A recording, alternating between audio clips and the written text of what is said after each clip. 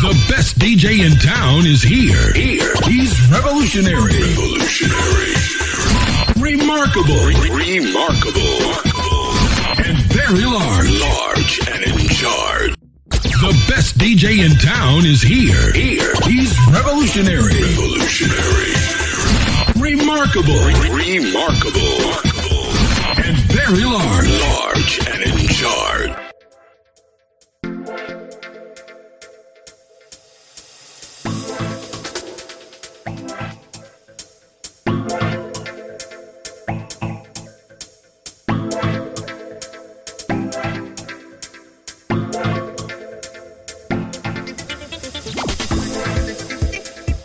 Hi, this is TAWIAH, the Public Relations Specialist, Emmy-nominated journalist, highly cited meteorologist, and motivational speaker. This is a personal invitation to join my husband, Drew, a sports and entertainment agent, and I on the Williams Reporting Podcast this Saturday at midnight British Summertime or 7 p.m. Eastern Standard Time to tell you about my full-service PR agency, the MONIQUE Boutique, and my husband's firm, the TAWIAH Sports Group, and more. Join us if you can.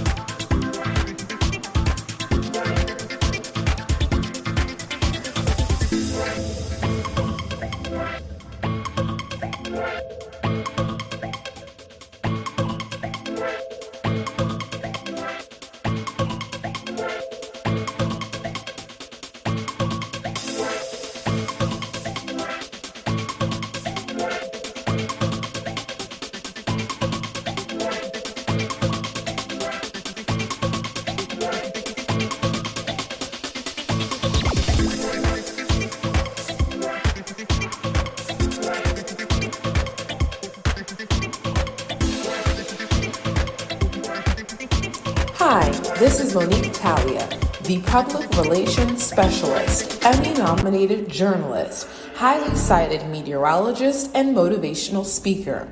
This is a personal invitation to join my husband, Drew, a sports and entertainment agent, and I on the Williams Reporting Podcast this Saturday at midnight British Summertime or 7 p.m. Eastern Standard Time to tell you about my full-service PR agency, the MONIQUE Boutique, and my husband's firm, the TAWIAH Sports Group, and more. Join us if you can.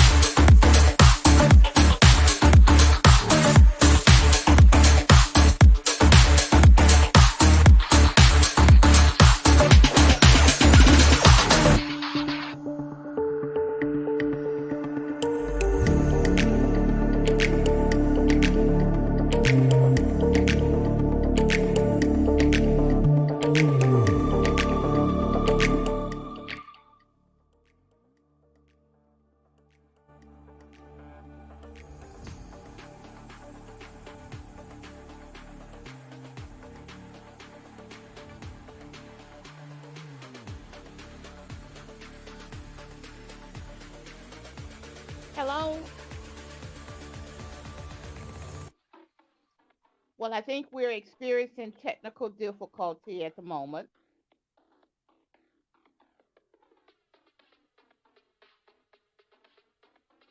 Our host is talking. Can you hear me? This is the co-host, Tempe Williams. I'm behind the scenes.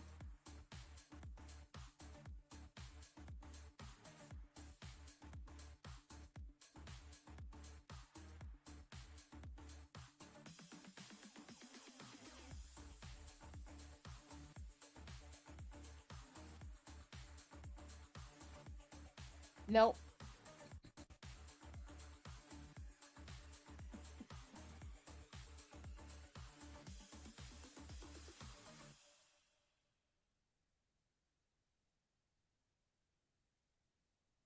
Tell us all about their latest ventures and their latest adventures.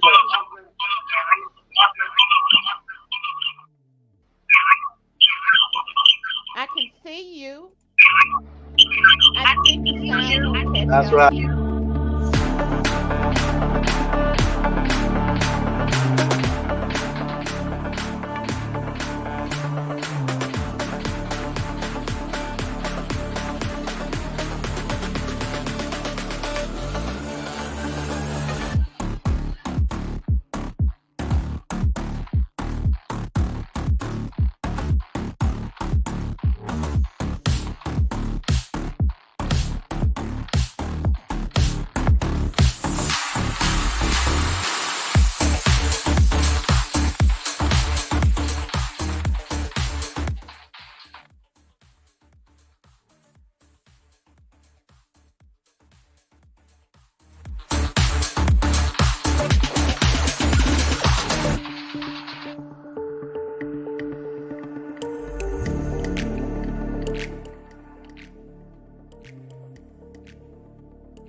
We don't hear any audio.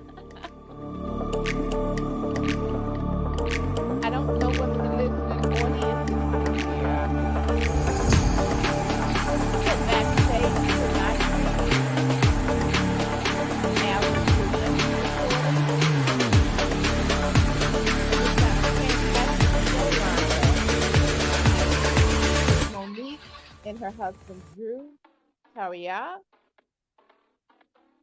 So we are looking forward to meeting them. They're excited every Saturday night, and now we're into Sunday morning.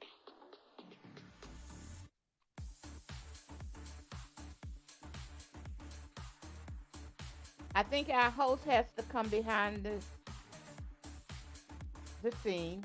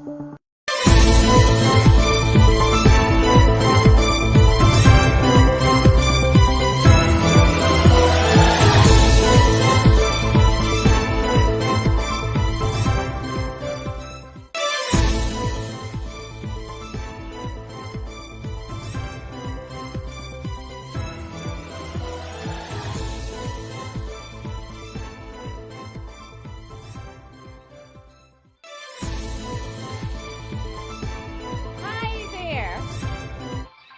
Hi. Hello, can you Hello. hear us? I hear you all. I think Albert is behind the scene. As always, things will happen. And I really want to welcome both of you. Monique, it's nice to see you. Can Yes. you all hear me? Yes. I'm behind the scene and my mic is not working. Oh no, we So, can hear you. but where's a will is a way. Okay. And Andrew, Amen. how are you? I'm doing well. It's great to be Nice here. to meet both of you. Nice to meet you as Um, well. Thanks and for both having of you us. look great together. Oh, Thank you. thank you. Okay. I think this is Albert coming back in. Now, where are you all in New Jersey, correct? Yes. Yes. Yeah. Well, until he gets things to going, we will see him in a minute. He'll be back. I want to welcome both of you to the show tonight. And I want to tell you, I've done a little research and I'm going to sit back and be an observer because I've got some connections with both of you, actually. Let me ask you before Albert comes in. Monique, have you heard? I'm going to let you tell a little bit, but have you heard of Fort Worth, USA? Can you repeat that? Yeah, it's in the Triad in Greensboro, North Carolina. In fact, I managed there in the 80s, so that was way before you were born. And Andrew, I think so. Where you're with the beanstalk Yes, group, currently. I'm quite familiar with that. Small I world. myself have been around, and right now God is my witness. Okay, Amen. so don't Amen. let me alarm you. There's no way I would miss not being able to welcome both of you to the show. Albert, Oh. can you hear me? I'm behind the scene and I still can't hear you. So Yeah, we can't why hear don't you. you go on with Monique and Andrew and Well, we I'll can't just hear him listen in. either. We only can hear you.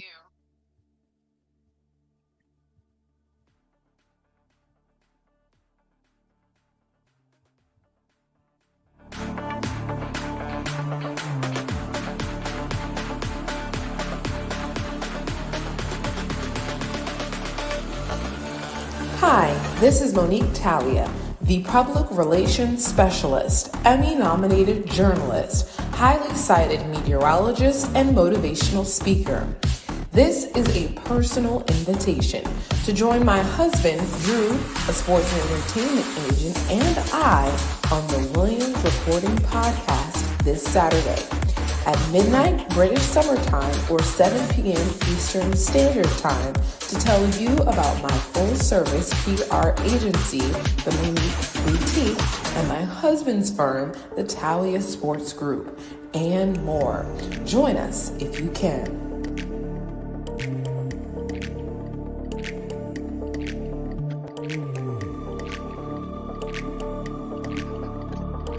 That was a great introduction. Highly cited meteorologist and motivational speaker. I think Albert is still working on something. So let's just get started. I'm going to ask you all both know basically the whole The line. music is overpowering, so I can hear you a little bit, but the music is really loud. My apologies to the listening audiences right now. We're going through a lot. We're talking from Crawley, which is about 50 miles from London. Have either of you all been to London, England? No, not yet. Okay. I have some family in London, but haven't visited yet. They've and also Andrew, they've got some beanstalk offices here in London. Yes. Okay. But Monique, why don't you just get started? I am dying to hear, and I know the listening audiences are dying to hear your PR specialist doing your full service. And why don't you tell us what you want us to know about you? Yes. So back in December, I quit my job as a broadcast meteorologist, and I was fortunate enough to have an amazing husband beside me to really figure out what my next steps should be beyond television. I knew that I've always had a passion for being a storyteller. I've always wanted to have my own show one day, but I didn't know, exactly how this broadcast meteorology could really fit into my life moving forward. Growing a family with Drew, I really just, there was a lot of negative or just cons about my experience in news that really outweighed the pros, where I was like, I don't know if this is really sustainable for me to continue to pursue. So for the past several months, I've been just really seeking time with God, as well as just, doing a lot of research to figure out where exactly can I go with my next role? Like, what can I do that exercises all of my gifts and all of my talents and all of my skills, but also feels like it's purposeful, but also gives me the opportunity to still pour into my husband and the family that we're creating. So I've been toying with a lot of different things, and it's like nothing was sticking. Every, job I would try to apply for, I would sit down and, fill out a application, and it didn't fit for me. And so over time, this past couple of months, it's been about 4 months now, I have, on the flip side, things have been working out where, one, I've been helping a lot of businesses or entrepreneurs, like in consulting and guiding them through their business endeavors. And so I realized, like, maybe I can make somewhat of a career out of this, or make a job role out of this, but I still struggled with identifying what that exactly would be. And then more recently, I had went down to visit my husband's family in Maryland, and his mother said You to want me, to? what'd you say? We had went down to Maryland, and his mother said, have you ever considered doing PR? And I didn't. So I was kind of like, when she told me, I was like, I don't really know what exactly that is, And then once I started to read about it and learn more, I was like, oh, this is exactly aligning with what I can do. I think I would be very successful at doing PR. So, PR, for those who may not know, PR is different from marketing, but it's essential for businesses in order to really become successful. PR is basically, if you have a business or you're an entrepreneur, it's the person that really guides your connection to external communities. So let's say, for example, you have a restaurant, but only the people that are in your neighborhood know about your restaurant. So my goal as a PR agent would really maximize your outreach beyond the corner that you're located with your restaurant.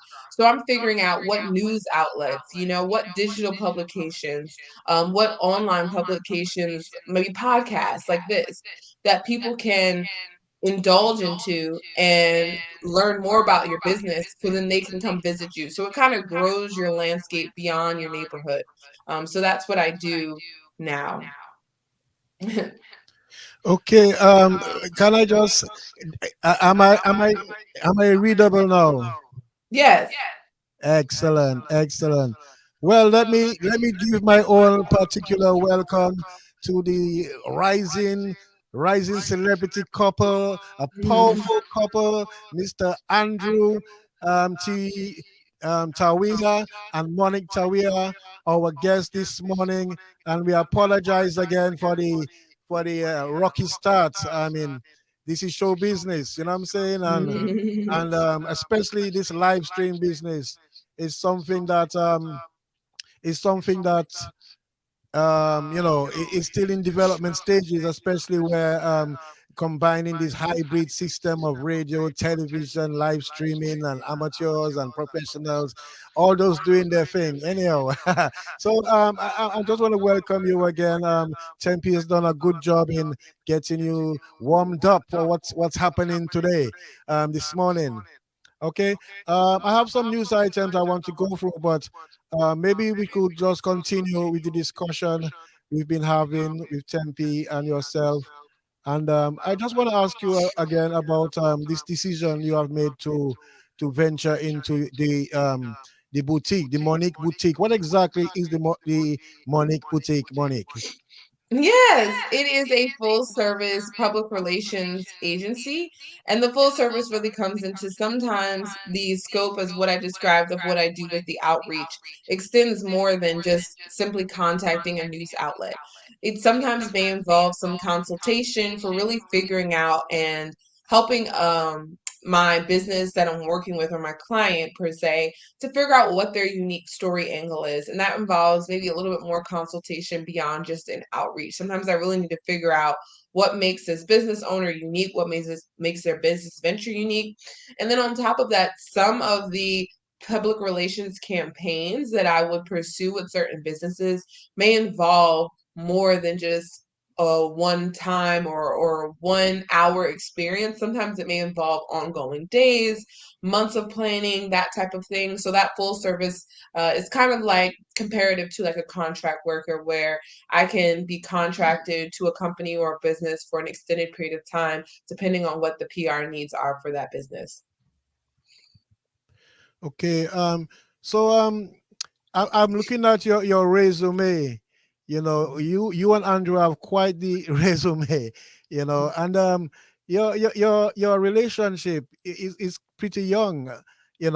Again, Tempe, perhaps you would like to come in here and congratulate Monica and Andrew, the newly married couple, and they'll be celebrating their big day in on June 24th, I think it is, the actual date. Tell us about that, perhaps how you all met and how you all came together. But Tempe, come in here and also wish the celebrity couple, congratulations. It's not easy to find a soulmate. With so Yeah. many Amen. people that will meet in your life. So Amen. go ahead, Tempe, and wish the couple happy union. Oh, she's gone. Oh, okay. All right. Well, Tempe is not ready. But Monique, tell us something about your decision to quit your job as a meteorologist. From my research, I've seen you've done about 4 years. You've had a kind of meteoric rise when you moved to the triad. A number of awards came your way, a number of exposures in magazines and podcasts and radios and television shows. And you're well qualified in the area of applied meteorology, and also in atmospheric and oceanic science, and a bachelor of arts in broadcast journalism. You also have the distinction of holding a dual degree, first time at the Maryland University. So let us go back to where it all started. Because the Monique boutique is a product of you, a product of your life. So Yeah. let's backtrack a bit. I want to go all the way back, but just let's look at the decision you made to leave broadcasting. Yeah. And, shout out to you for the extensive research that you've done to really look up. I've been on different podcasts, I've been interviewed by a lot of different people, but very few people actually do extensive research. So I appreciate you for that. I really feel honored for that. But when I initially was a child growing up, unlike my husband who really knew what he wanted to do, I didn't. I actually wanted to be the next big Oprah in terms of having my own television show. That's what I really wanted. I was not a child that grew up, looking at clouds and thinking to myself, "Ooh, one day I want to be a meteorologist," or watching television and thinking, "Oh, that looks really cool." That wasn't me. When I went off to college, I really struggled with making friends, really just adapting to the new culture. I had grown up my entire life living in New Jersey. So when I went off to college, that was my first time really being away from family and friends. So it was quite an adjustment. And in the beginning stages of me also moving there, I realized I don't know if this journalism thing is really going to work. I had a professor who told me that he saw no potential in me. And so I really struggled with sticking with journalism, but I don't quit things immediately. So I stuck it out a little bit longer and I thought to myself, well, I could just join this meteorology thing. I had taken this weather and climate course. I fell in love with it and I said, wow, I can just pursue meteorology in addition to journalism. So I started the meteorology journey my like sophomore year of college. So most people that I've met, you know, and I've spoken to in the meteorology industry, their meteorology experience extends far well before they go to college. You know, it's more likely when they're a child growing up. So for me, my passion and my journey differs from most because my heart was not in the same place where most meteorologists were growing up. I've always been a person who wanted to give back to the community. I wanted to be able to bring my little sprinkle of magic in the best way that I can with my unique talents and gifts. But I just, meteorology just didn't align. Being in the news industry, and I talked about on one of my YouTube videos more recently, the pay was not matching the sacrifice I was making. And I made a lot of sacrifices. My husband and I, we met when I first moved to Greensboro. And, you know, I could not see him or really go on a date night or spend much time with him beyond like a Friday night. And most of our relationship was confined to phone calls. And that really was difficult because if I'm saying that I want to build a marriage and build a life with this man and be married to this man one day, you know, that really requires us to do more work beyond a phone call. And unfortunately, I could not do that working in news. And I was having conversations with peers in the industry who have been in it for several years. And I started to hear about their pains and their frustrations with working on the job for several years. And I was like, okay, I don't want to be that 40 or 50-year-old person like you. That's not what I'm dreaming about. I did not dream to be a person that hated life, that sacrificed so much, that was bitter. If that's where my life is headed, if I stick with this thing, I don't want it. And so I really had to make that really hard decision. In fact, I literally, like, when I quit my job, I broke my contract, and that's like a big oh no, you don't do that. But I really felt a pulling and a calling on God that like this frustration was too overwhelming for me to sit here and ignore it. And so I really just had to make that move. And ever since I've made that move, we've been blessed and we've been so grateful by it. But yeah, it was necessary. Okay. Well, thanks for your explanation, and I you know, maybe journalism just not you're not cut for that kind of work. You know, it might look glamorous, but it's not a very glamorous profession. You know, especially when it comes to the working hours, and as you say, the pay is not the very best unless you perhaps rise up through the ranks and become some sort of mid management.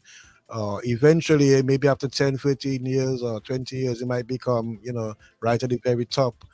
But you know, you have the Lord has blessed you with a vision for a new direction, and that's what we're celebrating here today. And of course, you Andrew, you also pretty qualified. I like your resume. I like the topics that you're involved in. You're attorney for intellectual property. I understand, among other things. Yes, and I want to, to give a special shout out. Thank you for, having us on. We really appreciate it. Just want to make sure to note that the views and opinions that I state today don't reflect the views and opinions of the Beanstalk Group, an amazing Okay, organization. But yes, I am absolutely. a sports, entertainment, and IP attorney. I've started the TAWIAH Sports Group, which is a practice for college athletes for NIL as well as creators. So I work with music artists and social media influencers. And the goal is really to have more of a hands-on experience where I'm an extension of the team. And it's Okay. more than just contracts. It's, you know, development and making business decisions. So a lot of times with attorneys, one of the issues that entertainers or any business, no matter what business, the issue with the legal team is they're usually looped in at the end of a transaction. And with TAWIAH Sports Group, the goal is working while the client is working and being there from the beginning so that as things develop and as things come up and they arise, we're better prepared and we end up getting a better deal in the end if we're involved from the beginning rather than being looped in when there's a problem. Okay. So how does that play into Monique's plans for development? Seeing that you're into corporate structures and strategies and things like that, how does her company or her idea, the Monique Boutique. From your angle as an attorney in intellectual property, because I have a postgraduate diploma in technology management, and I also have a bachelor's in computing and IT, information technology. I've done quite a few modules, stretching a wide breadth of Right. information from hardware to software to the intellectual property to privacy, ethics, and it goes on and on and on. You know what I'm saying? And my wife and I have also dabbled with starting businesses over the years.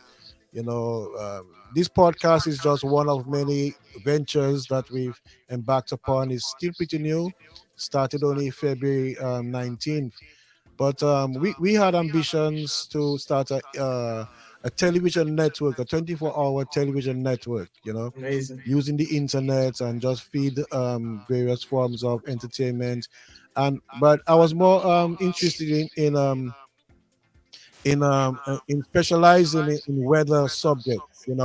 I became very interested in hurricanes after 27, after the double strike of Hurricane Irma and Hurricane Maria that devastated large swaths of the Eastern Caribbean. And I can remember you, Monique, around 2019, you said that your first job in journalism, in broadcast, was about 2 months after you were covering Hurricane Florence. What was that like for you? Oh, it was definitely a life-changing experience. Hurricane Florence, although it was a category one, the size of it and the speed of it really created unimaginable damage across the area. I remember being on the air thinking to myself, what did I get myself into in agreeing to do this career? Because it was heart-wrenching. Some of the images that we saw, I remember a reporter had did a story in the midst of all this. She comes on the air and she's showcasing to us some of these images of it was a group of firefighters that were circled around a home, and it was because a tree had just fallen on a home and it killed a mother and her baby.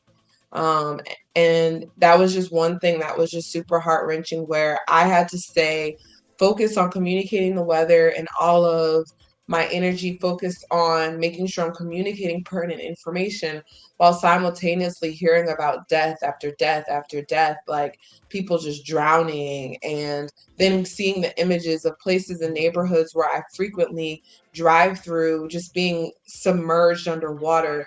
So that was definitely indescribable experience as a novice meteorologist, but it definitely taught me a lot. It made me value my role even more in society, but it also made me appreciate those good days that we do have in the area a little bit more as well.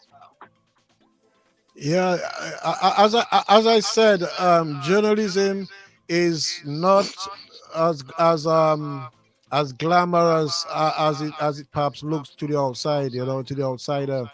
And journalists are usually the first persons on the scenes of crimes. You know what I'm saying? First Mm. person on the scenes of accidents. Right. I myself, I did a 2.5 year spell with a national newspaper in the Chronicle in Dominica after 20 years of being freelance, doing my columns and my other stuff freelance. And then I moved into the Chronicle after I got a diploma in journalism. And I know what it's like to be in a busy newsroom, if you understand what I'm saying. And all kinds of subjects a journalist will have to cover. That's in current affairs, but as a weather person, you're also responsible for gathering information and sharing warnings and forecasts. And don't you miss that part of it? Watching the Doppler machine, the Doppler radar, and getting your script ready, getting the set ready, and you know like tonight, getting ready for this podcast. I see Mhm. you're both well turned out guests. I see in the back there you have one of your t-shirts. I want to ask you about your weather shop. Yes, that's it. Yeah, it's hard to miss. It's hard to miss the enthusiasm you have going forward. And I can tell you, your receivers are remarkable. What you achieved in the 4 years that you've been in broadcasting. Perhaps you really are seeing something from the lofty heights. Of Yeah. fame. You're a celebrity in your area, and this is what we have to we have to keep up. We have to keep up the good works. Yeah. So tell me about some of the down parts. You it seems to me that family means quite a bit to you. I saw you had some tributes to your grandfather, and you were saying that you wanted to get time off to be with your grandfather before he passed. These kind of stories. Other journalists need to hear this. They need to hear the nuts and the bolts of what it takes to be a journalist. If you don't mind, Monique, share some of your thoughts of your grandfather. He supported you quite a bit in your journey, from school, from university, and sadly, he's no longer with us. Yeah, no, thank you. I appreciate it.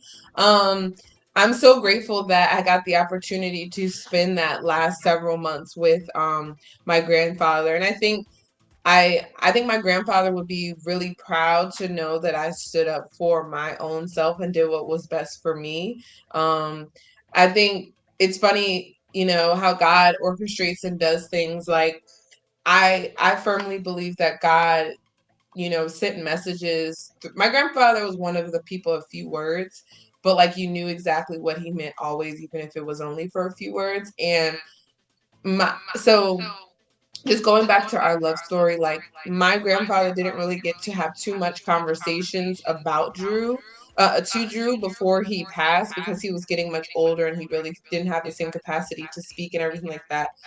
But I went to Maryland because of my grandfather. He really planted that seed into me of like how Maryland was a great school. My grandfather was a really big sports fanatic. And he gave me my very first two Maryland, sweatshirts. And my husband actually went to Maryland. And if I didn't go to Maryland, I would have never met him. And it's like my grandpa first planted that seed. So although he didn't see the seed produce into what it became entirely, he did plant the seed initially. And so I'm so grateful for my grandfather. And he knows, I'm always his Momo, I'm always his baby girl.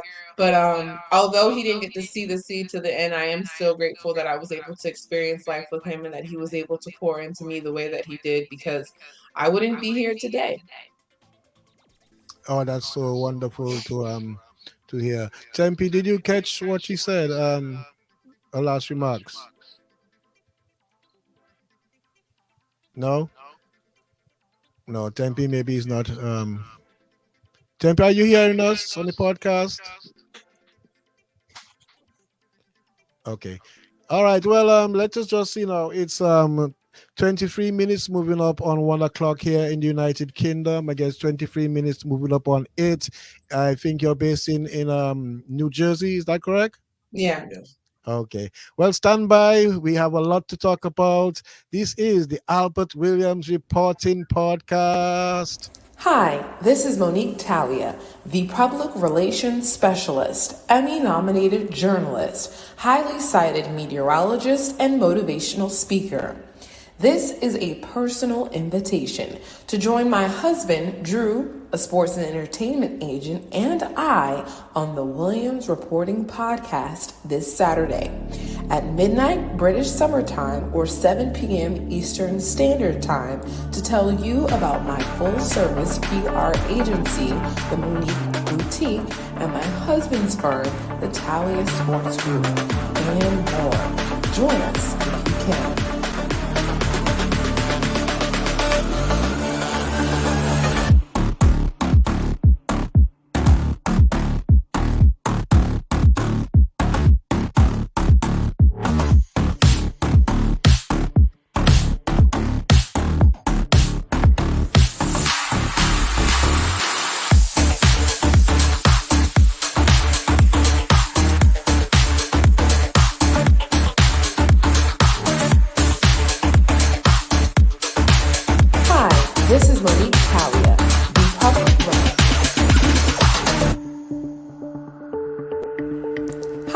This is Monique TAWIAH, the Public Relations Specialist, Emmy-nominated journalist, highly cited meteorologist, and motivational speaker.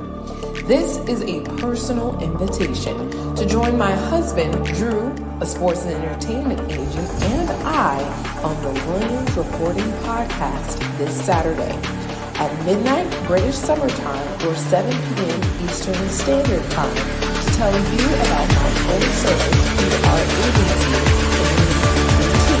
and my husband's firm, the TAWIAH Sports Group, and more. Join us if you can. Hi, this is Monique TAWIAH, the Public Relations Specialist, Emmy-nominated journalist, highly cited meteorologist, and motivational speaker. This is a personal invitation to join my husband, Drew, a sports and entertainment agent, and I on the Williams Reporting Podcast this Saturday at midnight British Summer Time or 7 p.m. Eastern Standard Time to tell you about my full-service PR agency, the MONIQUE Boutique, and my husband's firm, the TAWIAH Sports Group, and more. Join us if you can. Hi, this is Monique TAWIAH, the Public Relations Specialist, Emmy-nominated journalist, highly cited meteorologist, and motivational speaker. This is a personal invitation to join my husband, Drew, a sports and entertainment agent, and I on the Williams Reporting Podcast this Saturday at midnight British Summer Time or 7 p.m. Eastern Standard Time to tell you about my full-service PR agency, the MONIQUE Boutique, and my husband's firm, the TAWIAH Sports Group, and more. Join us if you can.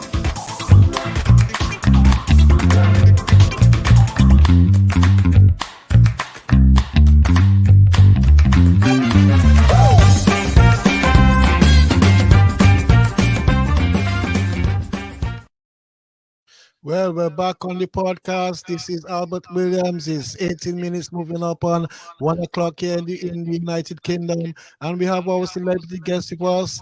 We've got Monique and we've got Andrew, newlywed couple here, come to tell us about some new ventures that they have going on.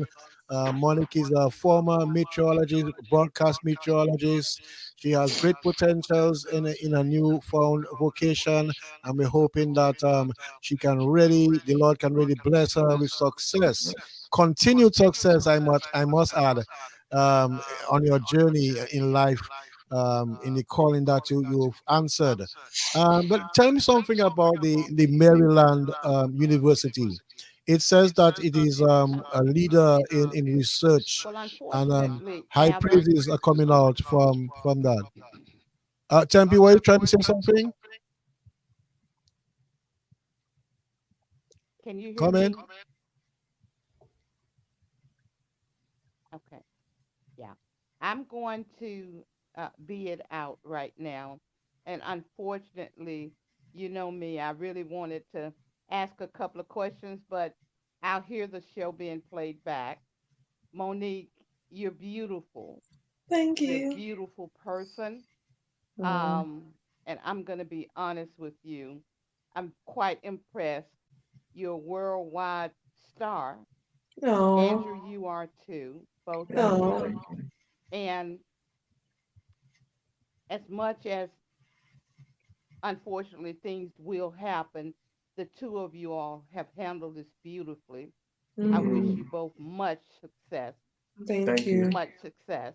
Thank you. And Albert, right now, I'm tickled because I went to your website, your wedding website, and Oh, oh yeah, and I'm gonna be honest with you, Monique.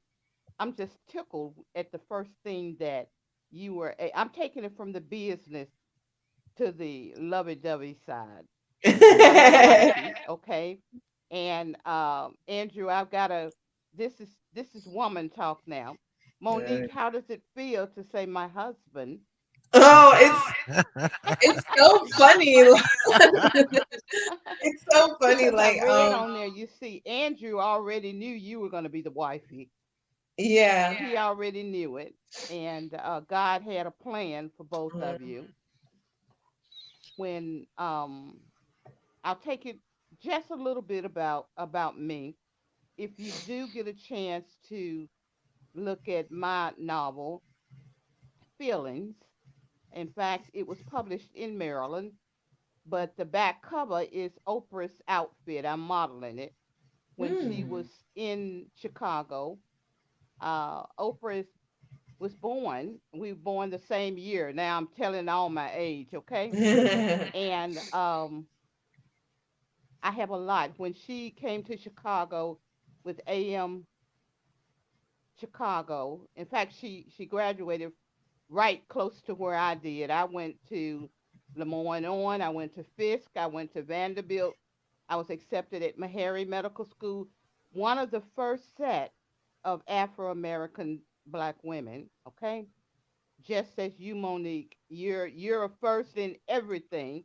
When I was your age, my God, I, I wish I had the inspiration and everything that you've got, and you, Andrew, too. And I looked at you both are under the just in the Hall of Fame of the under 30s and the under 40s. Well, hey,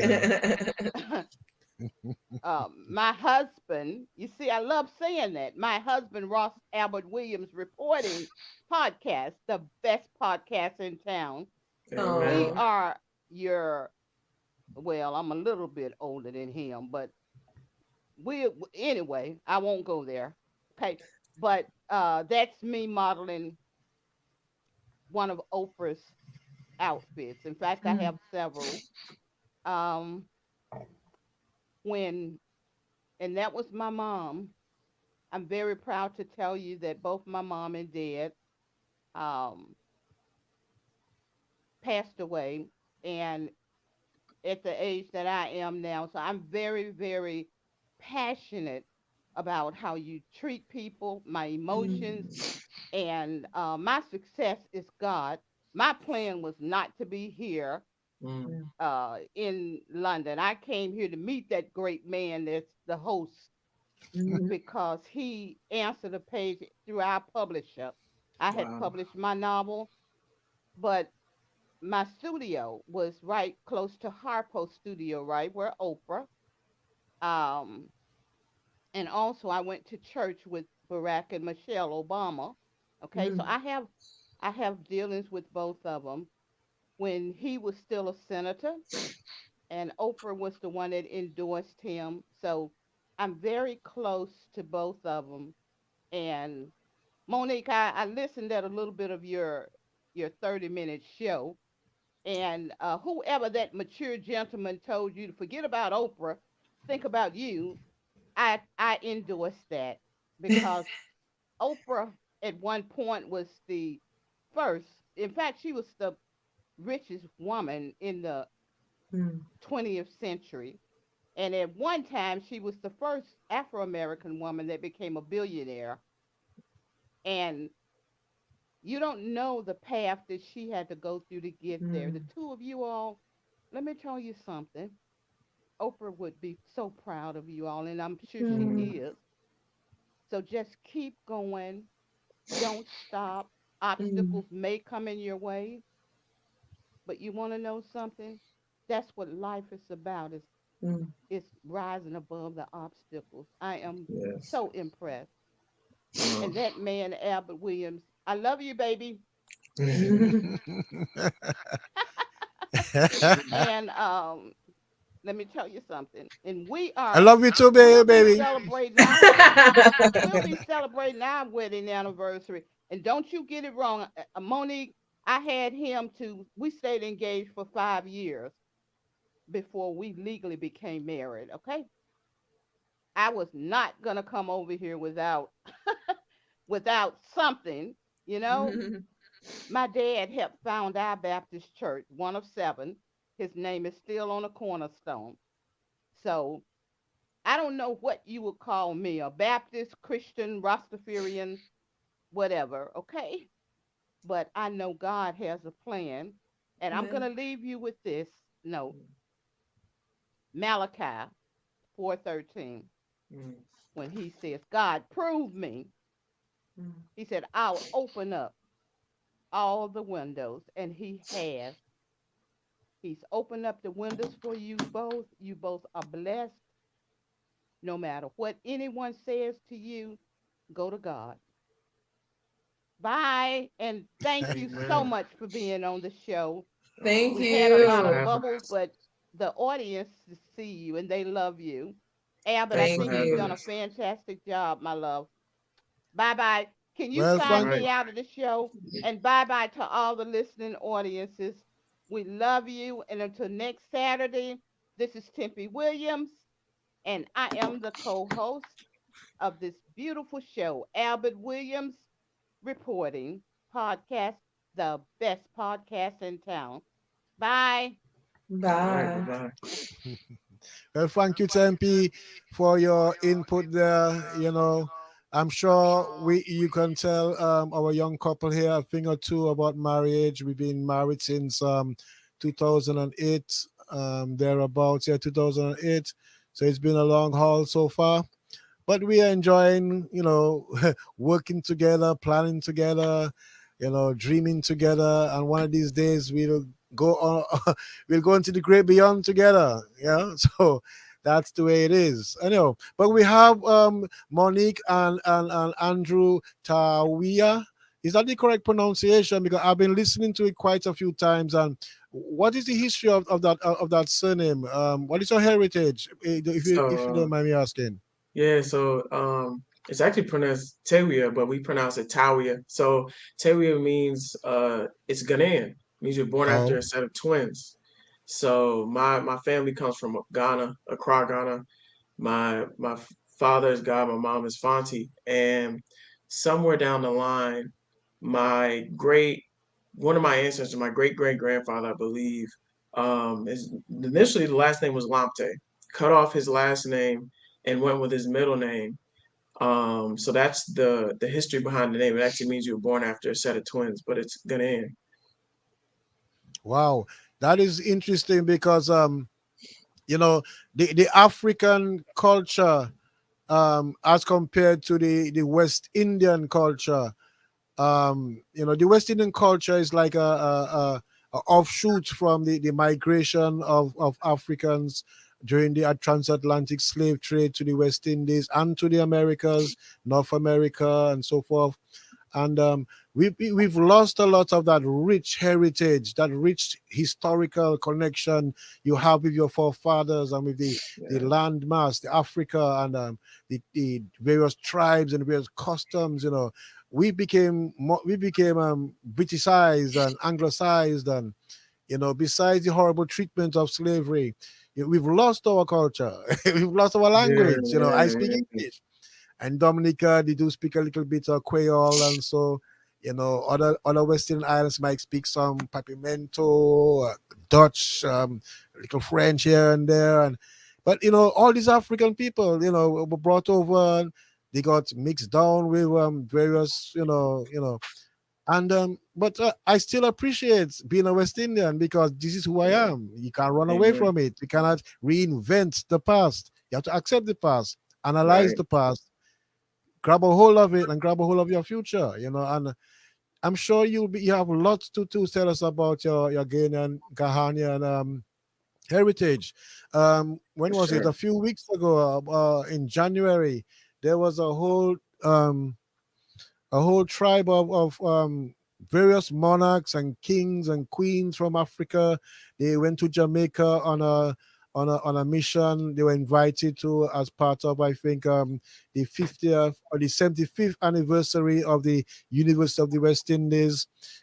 Numerous, about, I think it was 25 in all, and each of them had some royal kind of connection, royal, from a royal family in Africa, and they were there in Jamaica attend a number of symposiums, and we need more of that. We need more of that exchange, of ideas and histories, and but anyhow, I want to get back to Monique about this Maryland.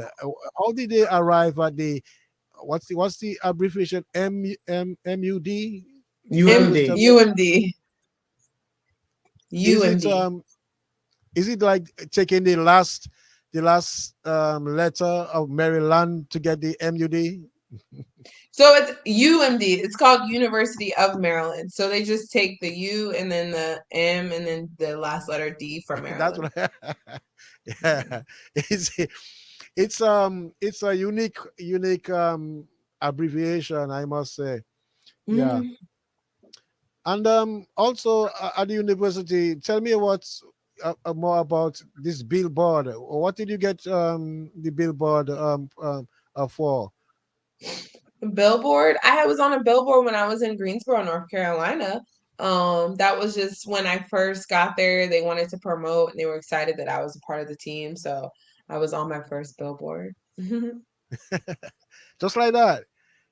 Just like that. Yeah, it was my very first time. I remember like the day we were still dating in our beginning stages, and Drew came with me. And it was funny. We were actually heading back to my apartment.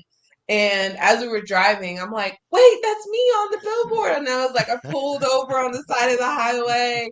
We hopped out the car. It was actually a very dangerous spot where we were at because we were on the highway. But we pulled over and we like tried to take as many pictures as we could, get some Okay. video of it because it was one of those like digital ones that loop through, so it wasn't like a stagnant one that just sat. So we had to like wait for it to go through the carousel and the loop for it Okay. to come back up again. But it was really, really cool.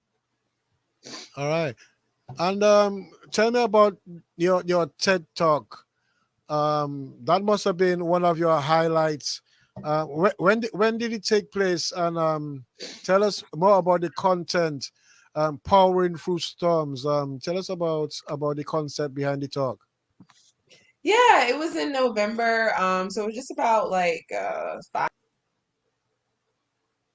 Of course, that was definitely one of the most notable accomplishments that I've had. That's something that like people always, well, at least for me, that's always like one of those bucket list things that you want to do. So it was super amazing for me to finally be able to say like coming to my TED Talk. I can officially say that. But the story of it all, what I really was talking about, and feel free to search it and look it up on YouTube for anyone watching. But it was called Power Through the Storms. And I use storm as a metaphor for storms of life. So talking about how to prepare before, during, and after a storm that life brings by using the principles of what we learn from Mother Nature storms. Okay. So tell me, what was the pandemic like for you? I believe you were still working with what is the last one was WM. WWAY. So the pandemic was quite interesting. So the pandemic, up until June of 2020, I was working, but after that, I wasn't.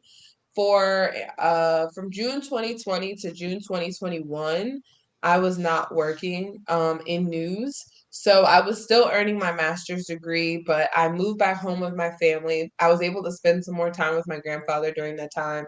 I applied to a lot of jobs, but through that year, I really just had a come to Jesus moment on multiple occasions, but really just I got to a low point of, and really growing in my relationship with God because I really felt like I was alone. I felt like, I didn't have my life figured out. It just felt very like I had all these accomplishments and all these things that I had done, but I wasn't getting a job. So I really felt defeated. And over the months, I was still consistently trying to stay in my word. I was trying to stay consistent in the gym.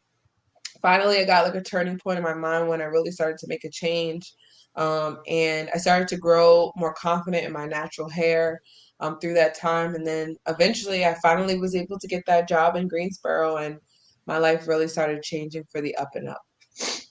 So what was the problem with the hair? Were you facing some sort of resistance from your workplace, because that is a big issue still in the world. Recently we had a case where a young man quit a application process because he saw in the regulations that they did not accept any afro hair. And here Mhm. it is, you have a kind of afro, and he's saying that it'll be in contravention of the laws of the rules of that institution. And so were you facing some sort of oppression on that? Um, At first, and one thing I also want to apologize, I keep blowing my nose. My allergies are so bad, so my allergies are bothering me. But I Okay. did not directly initially receive any backlash about my hair. I think there's just a societal um appreciation for straight hair, for long hair, to the point where I just didn't feel comfortable being my own, walking in my own hair truth, because of the fact that my hair does not mold to that. You know, my hair is wildly curly, you know, a Okay. different pattern. It doesn't naturally come straight. So I would wear wigs whenever I was on television so that I could assimilate to what Yeah. image people would want to see. But once I moved to Greensboro, it was like a whole new woman. I was just wearing my natural hair.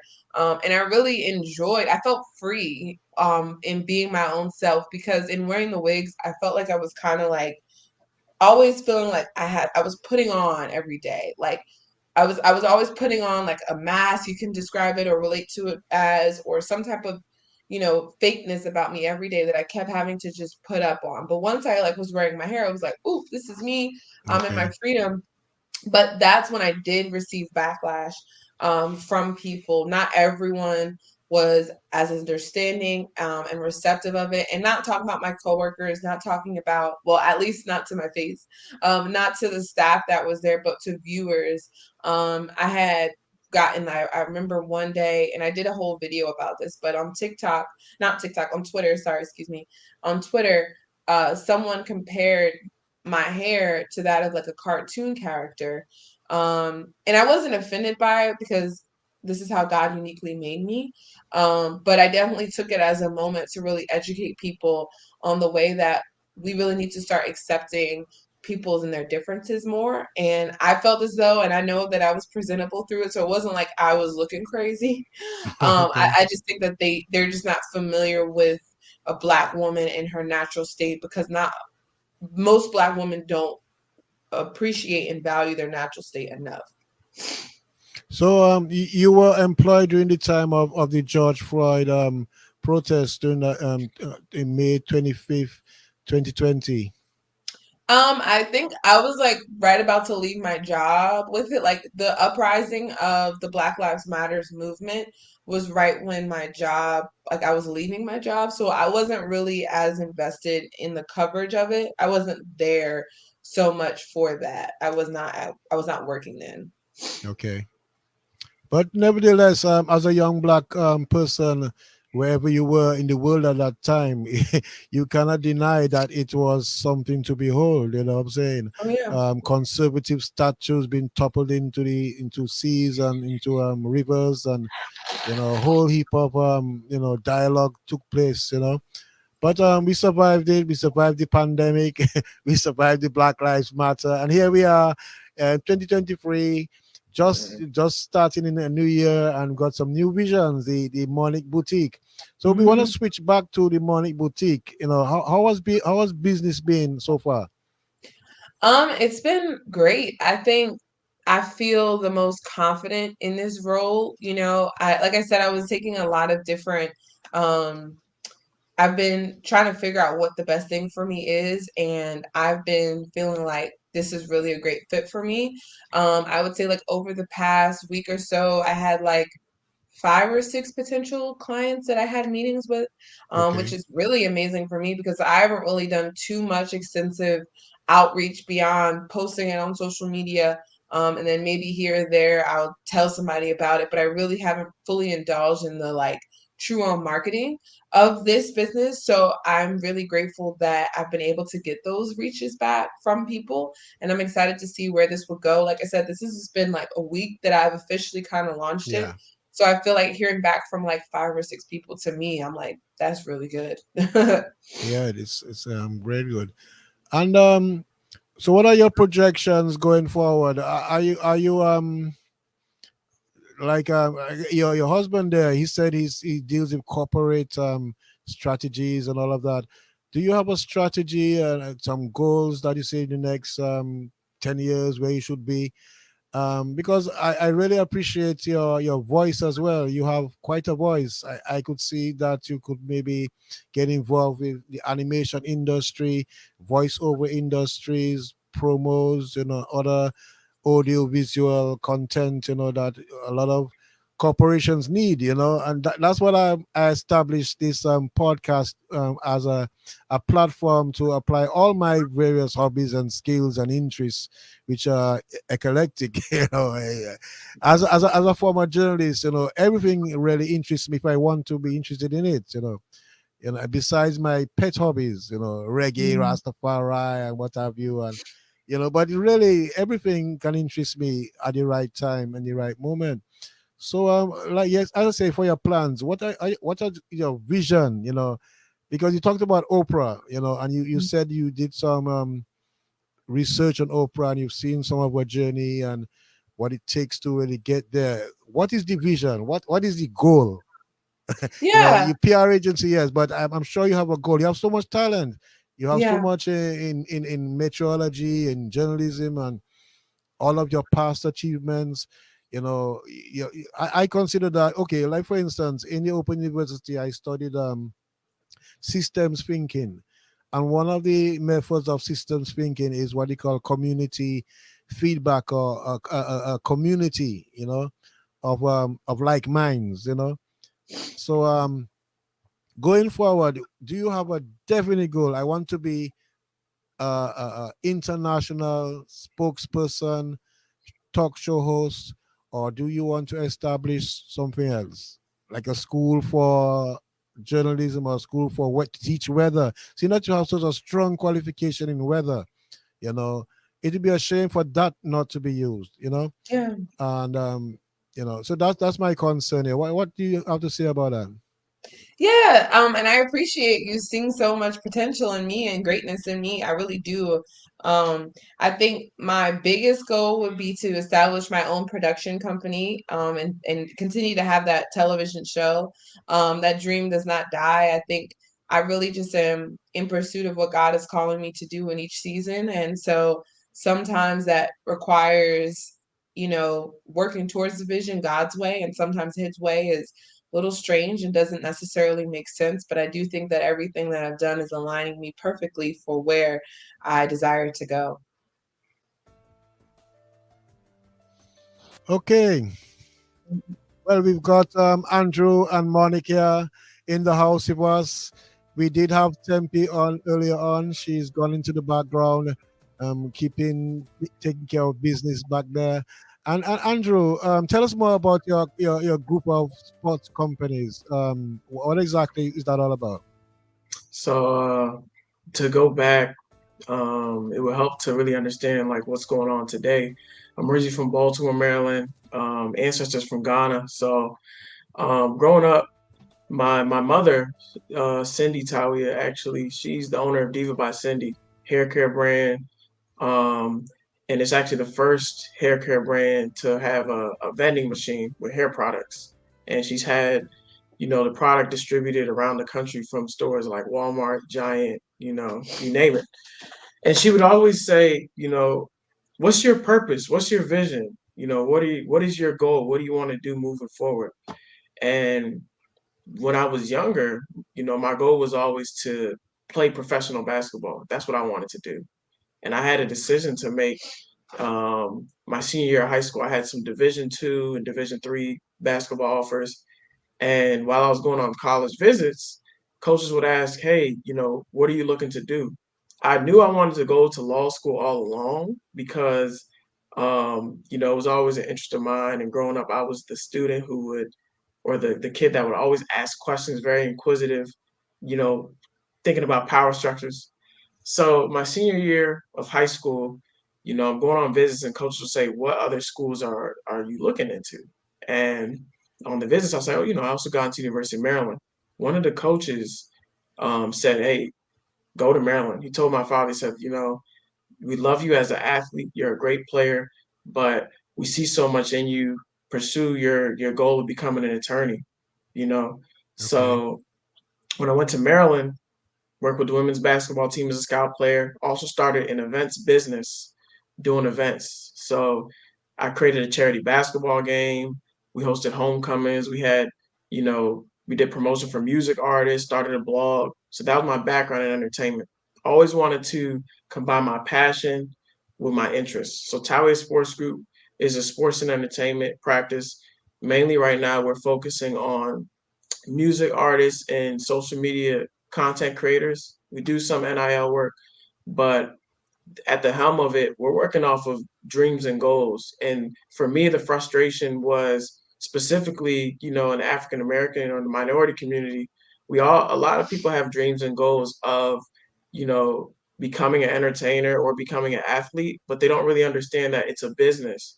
Okay. And so I help them to, you know, create that vision, guide their vision, and understand their value, because there's a value on the work that everyone does. So, as an attorney, being able to help them structure their deals, negotiate the deals and transactions, and figure out a move as they move forward. That's what we do. Yeah, because even even as you say, it's a business, and that's one of the headaches of being an entrepreneur is the paperwork, the Exactly. legislations you have to keep abreast of, the customer Exactly. service you have to keep abreast of, the data protection you have to keep abreast of. Uh, Exactly. and then the bottom line is to make money. You know, you want to generate income, you want your income to grow, you want your customer base to grow, you have to go out Exactly. marketing, you have to, there's a tremendous amount of, behind the scenes work. Right. As we learn, it's not only working in the business, it's working on the business, Exactly. to give the business that best chance of success. Because I really admire all entrepreneurs, big and small, those multi-billionaires and those tiny ones just shining shoes on the sidewalk. Because this is what a business is. A business model is finding a way of providing a product or service that somebody somewhere is willing to pay for it. Okay, that Exactly. is a business model. And anybody that is successful in achieving that, you are doing a good thing, because it's not easy. It might appear easy as an employee. You go into somebody's business and you just get a salary. But when the onus is on you to establish and to see that business grow from initial dream to success, it's gonna take a lot of work, a lot of hard work, you know. For instance, Monique said that the salary working in media was small, but there's also the potential to make it big. If you really hit the big networks, the big broadcasters, and in these days, not just broadcasting, you have a lot of internet companies, that absorb everything, all kinds of skills in internet companies. You see them every day. You see this little application starting there, and before you know it, it's a multi-billion, like Tumblr, for instance, started by some schoolboy and sold it off for how many millions. I wish I had that potential. Although I've studied computing and IT, but if you have that killer instinct to provide a product that people want to use and somebody's willing to buy off you for billions of dollars, then you've really done what is business all about. So I'm getting ready some certificates for you because we have some certificates already prepared.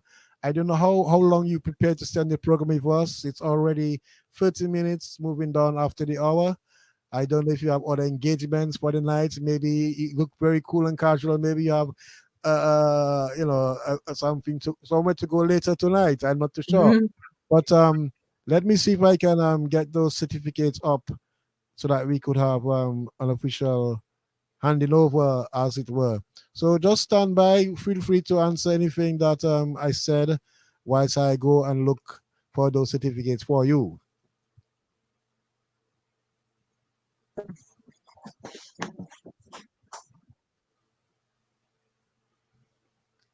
Okay, Andre. It seems like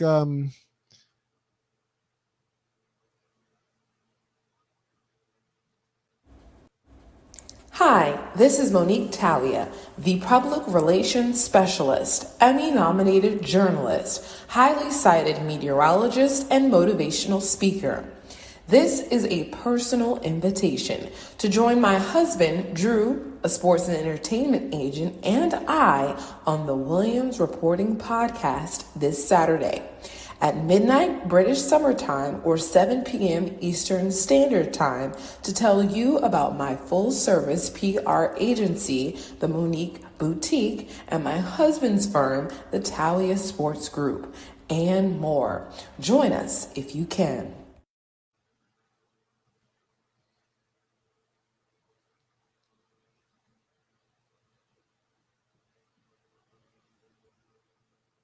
okay. So we're back in the house. Yeah. So as I said, I want to thank you both, Andrew and Monique, for taking time off to be with us on the podcast this morning in UK time. I guess it's still it's just after 8 your time, so you're lucky. You're lucky to be talking to somebody who's in the future. Yeah. So yeah, it's a pleasure talking to you here on the program. I hope this is not the last time.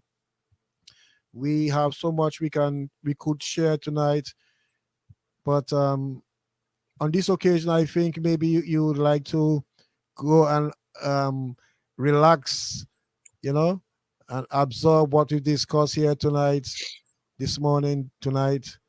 And but before you go, I just want to show you the certificates. I'll be sending them into your messenger and on email very shortly. And let's see. Yeah, we've got one. Let's see. Let's have a look at this one.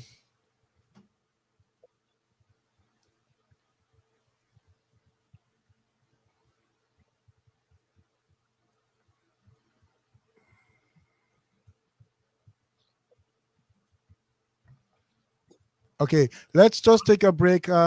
Let's listen to Greg Bannis. Greg Bannis will be featuring some music from Greg Bannis after your feature here.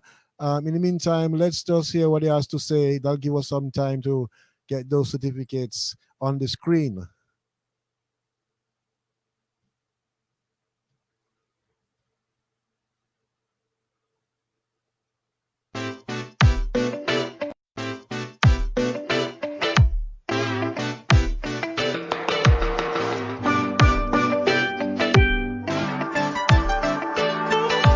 Mama,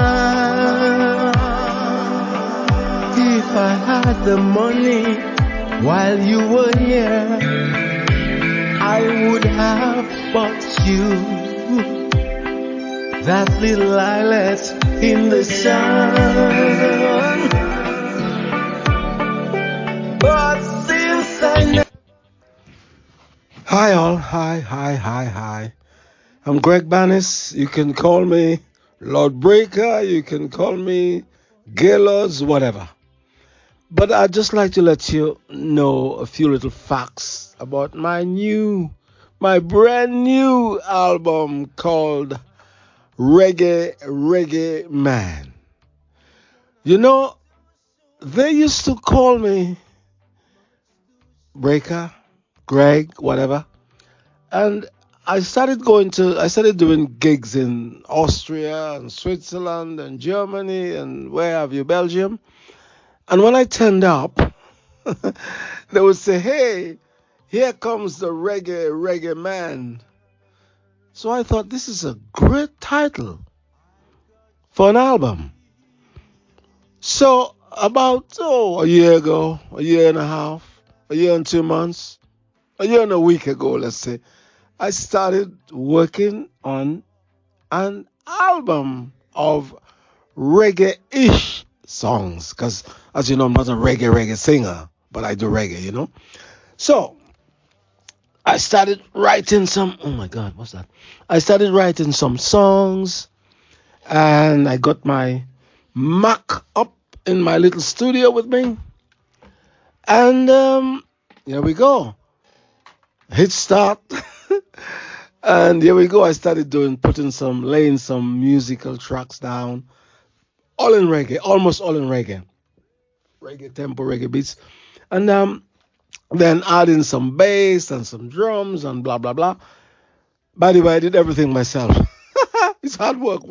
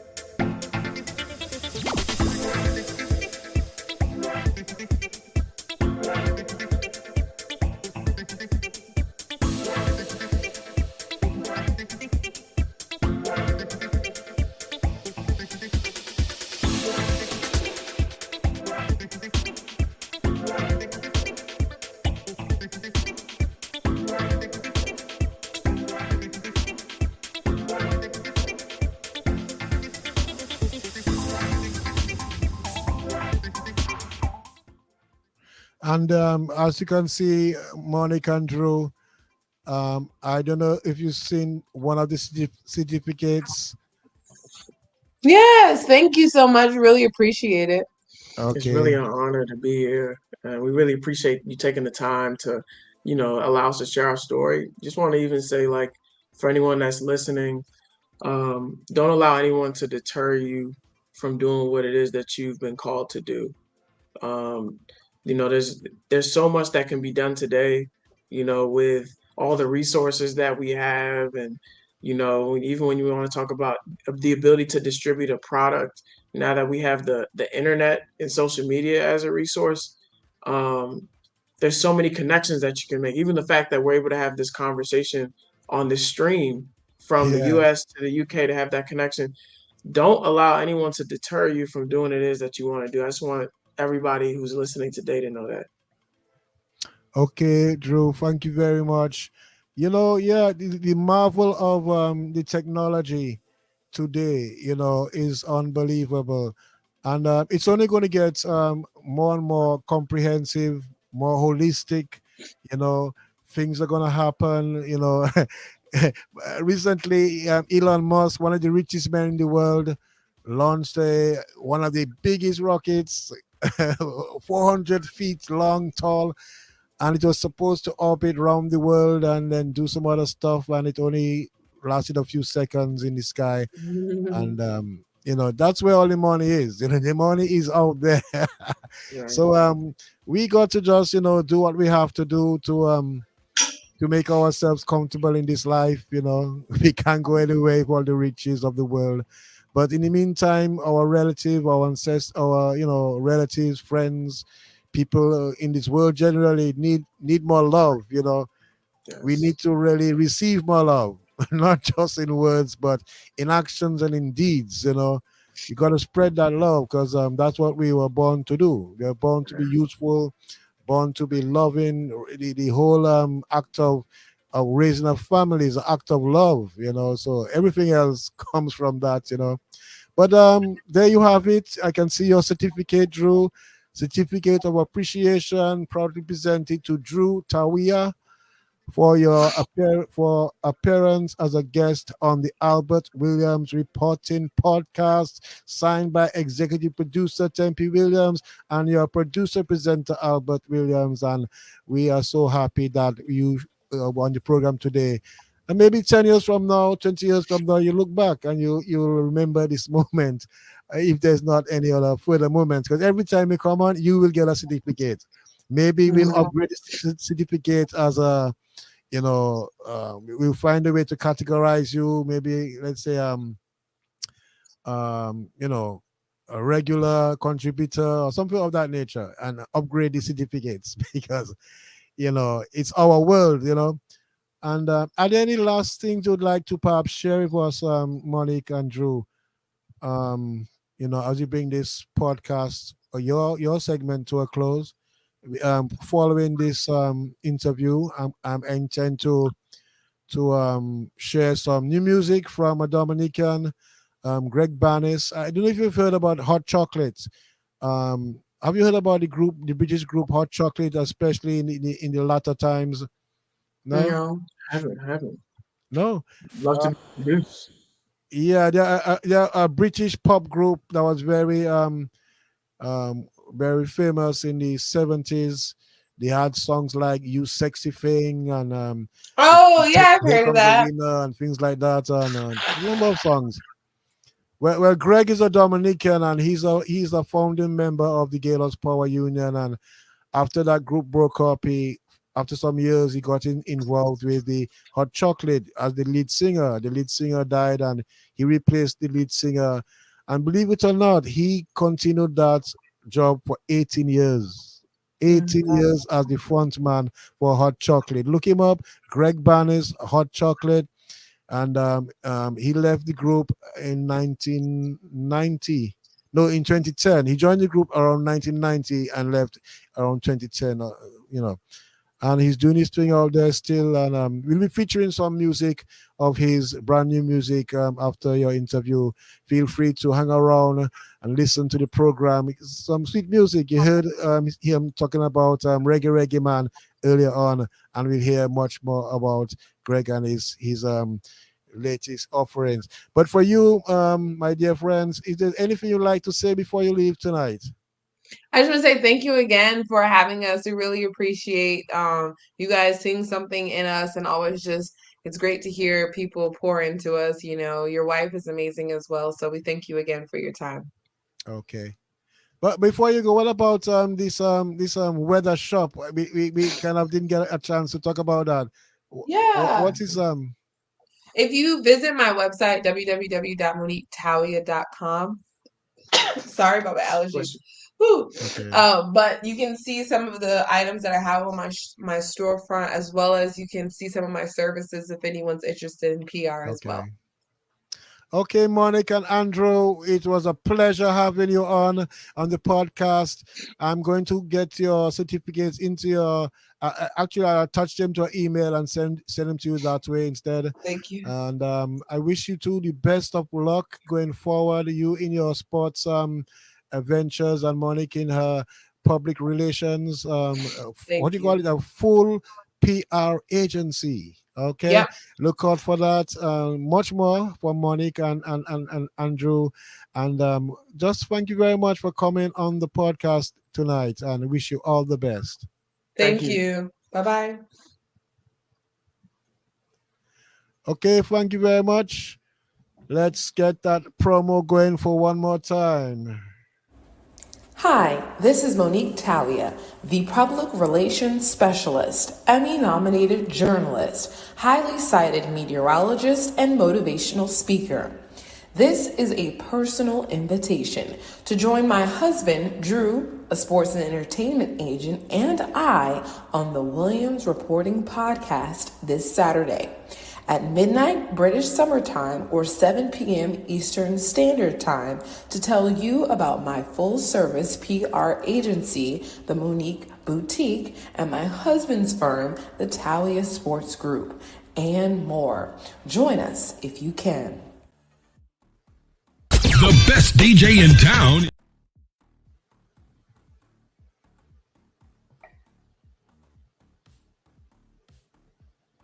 The best DJ in town is here. He's revolutionary.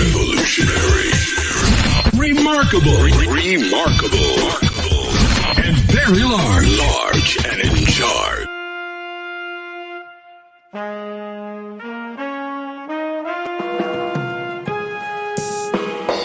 I am the Reggae Reggae Man. I am the Reggae Reggae Man. And I will be until I'm done. I am the Reggae Reggae Man. You know that I'm standing tall. Although I've got my back against the wall. Reggae, reggae, reggae man. I am the reggae, reggae, reggae man. That's me.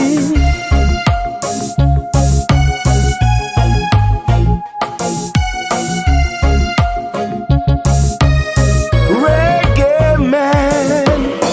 And in my life the rain don't fall. Sun is shining from wall to wall. I am the Reggae Reggae Man. I am the Reggae Reggae Man. Yeah. When I follow the rising sun, all my sorrows are gone, gone, gone. Reggae, reggae, reggae man. I am the reggae, reggae, reggae, reggae, reggae man. I am the reggae, reggae man. Ooh, ooh, ooh, ooh. Oh, reggae. Ooh, ooh, ooh, ooh.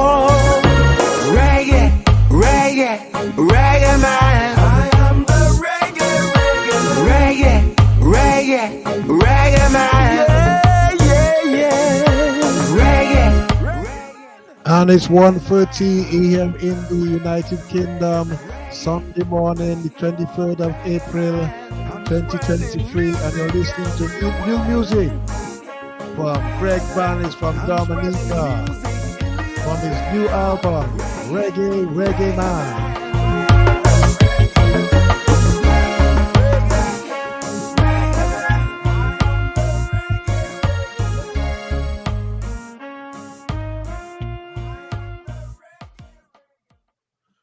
Okay, and let's hear some more from Greg as we introduce his latest venture. Good morning to you, Greg. If you're listening out there in Spain, we hope that you are, and maybe you'd want to drop in and give us some of your presence. But in the meantime, let's listen to Greg as he promotes his album.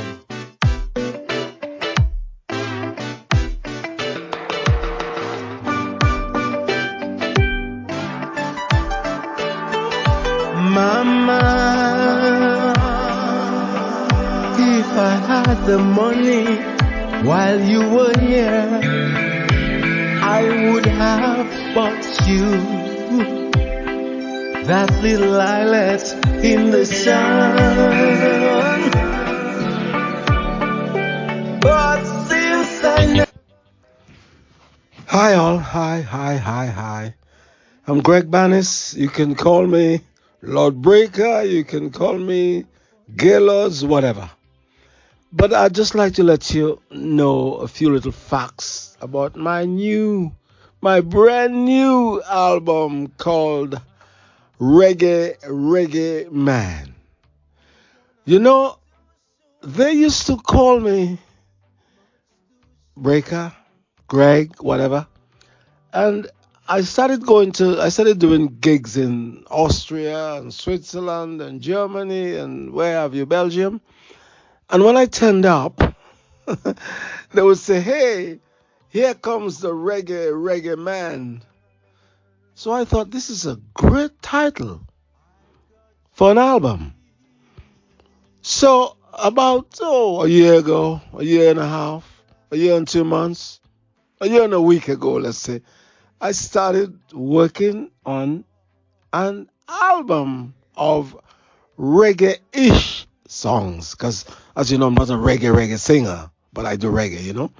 So, I started writing some, oh my God, what's that? I started writing some songs, and I got my Mac up in my little studio with me. And here we go. Hit start. And here we go. I started laying some musical tracks down, all in reggae, almost all in reggae tempo, reggae beats, and then adding some bass and some drums and blah blah blah. By the way, I did everything myself. It's hard work, one man. I'm a one-man band. So I did all this, and then the tracks began to come together, and I listened. I wrote about 7 or 8 songs, and I stopped. I stopped for after 6 months. I stopped for about 2 months. I had a break, and then I came back into the studio, and I listened again, and I thought, hi, I got something here, brothers. So I decided to write some lyrics about, well, the world, you know. Nothing political, just the world. Little stories about places I've been, things I've done, and so forth, and put them all together. And actually, the album was going to be called Feel Optimistic. But no, I'm pessimistic. No, I'm joking. But I thought, no, I will write a song called Feel Optimistic instead, and keep the working title as Reggae Reggae Man. And I think it worked pretty well. So I wrote down some lyrics, and then I started putting down the vocals, which took quite a few months. And then the backing vocals, the BVs, like you say in the business, all by myself. And when I got fed up, I stopped for a while and look out of the sunshine and blah, blah, blah, and go for a walk, go and do some shopping, come back, re-energize myself, to charge my battery back in the studio. And then I did all the backing vocals and everything. And then that's not all. Then the mixing starts. This is what I hate, the mixing. It is so time consuming. But it's got to be done. It's got to be done after all that. So I sat down, I tried to mix every track and balance everything and blah, blah, blah. And that took me another, 2 or 3 months mixing. Reggae, reggae, reggae man, that's me.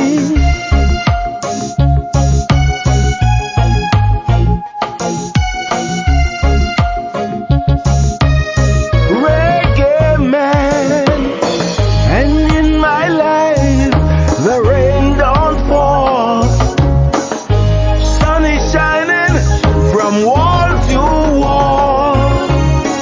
I am the reggae man. I am the reggae man.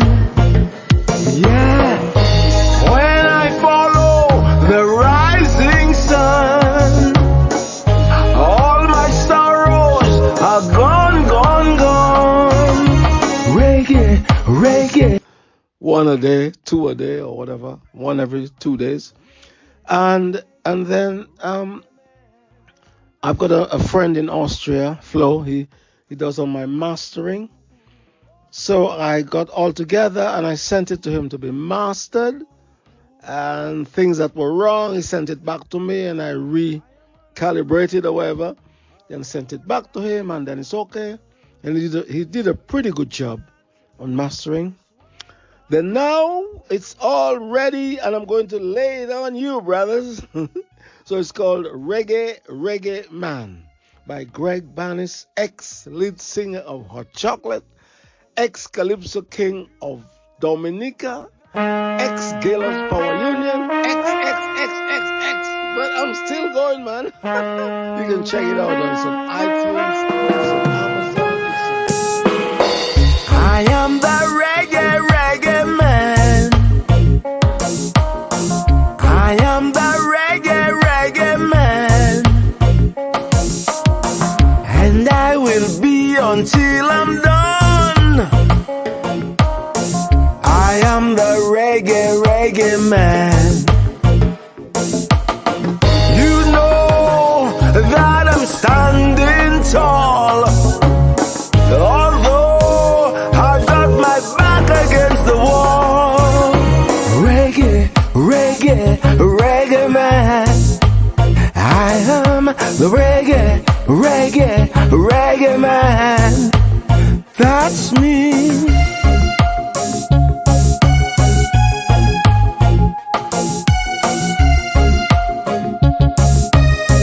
Reggae man.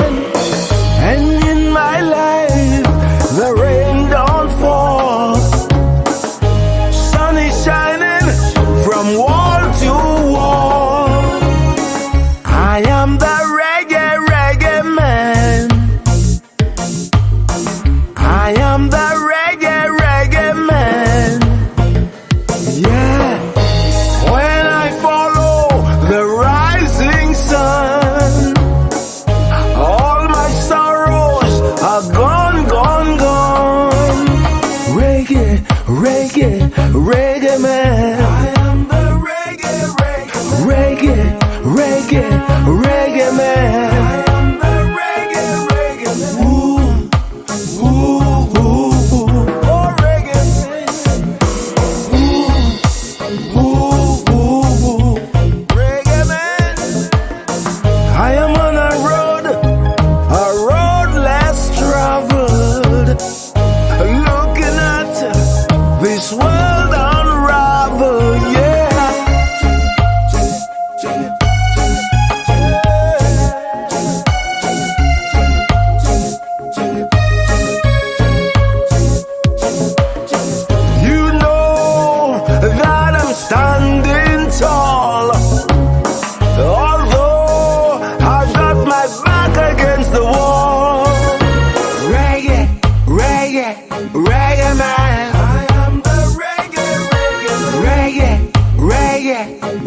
Reggae man. Yeah, yeah, yeah.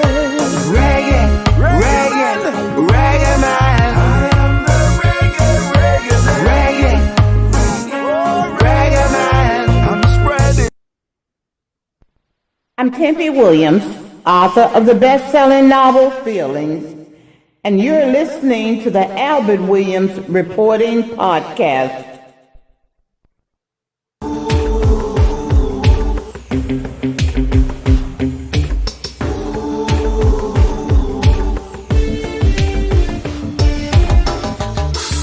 I walked into this bar in Ireland called a Rover. Then this band started playing. You know, I thought I was in Jamaica. The music was cool, cool, cool. Rastaman vibration was the rule. They were drinking Irish whiskey, playing Jamaican reggae on a cold, cold, cold and rainy day. And as the night got older, the band was getting better, changing Jamaican to Ireland reggae.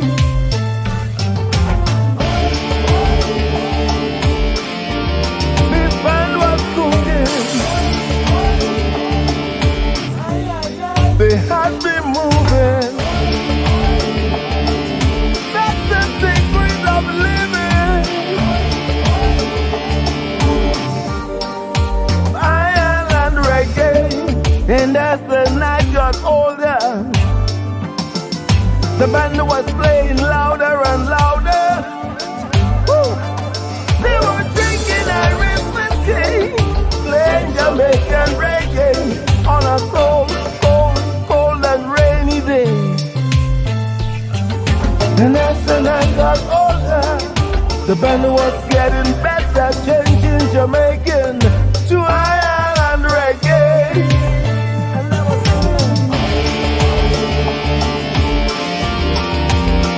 were singing that. Yeah, if you're listening to the Albert Williams Reporting Podcast. It's 17 minutes, moving up on 2 o'clock here in the United Kingdom, and we're listening to some new music out of Dominica. This is Greg Bannis, former X Factor, former X Hot Chocolate lead vocalist, former legendary lead vocalist of the Gaylords Power Union, and also former Calypso King in Dominica. And good morning to you, Greg. If you're up and about, we're playing your music here. We're really enjoying some of that peaceful music. Well arranged, well recorded, well done. Cold and rainy day. As the night got older, band was getting better, changing Jamaican to Ireland reggae. Oh,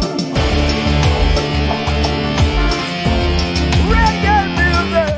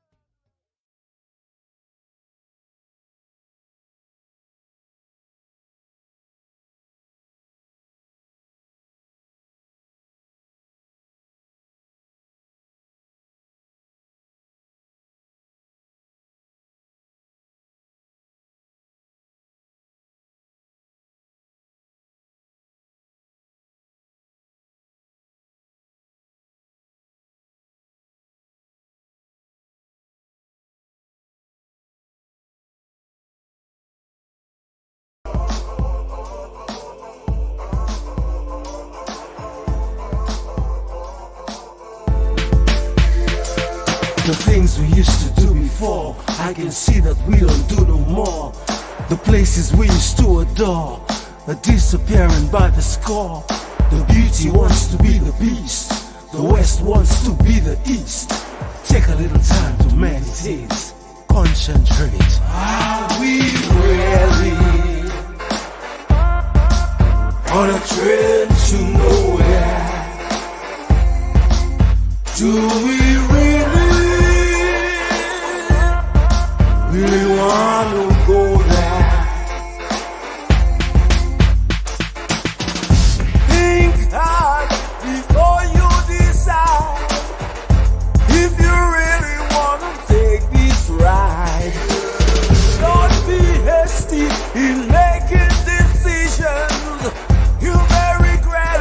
when things go wrong.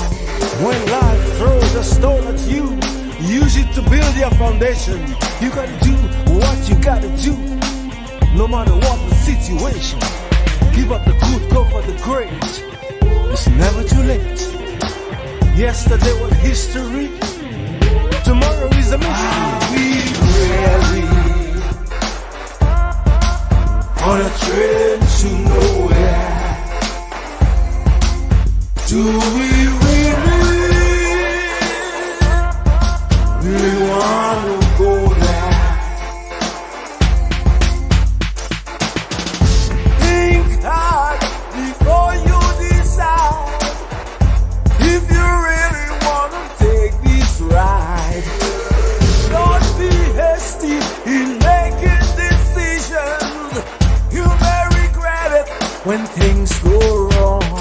And when the time has come for us to go, we can't say no.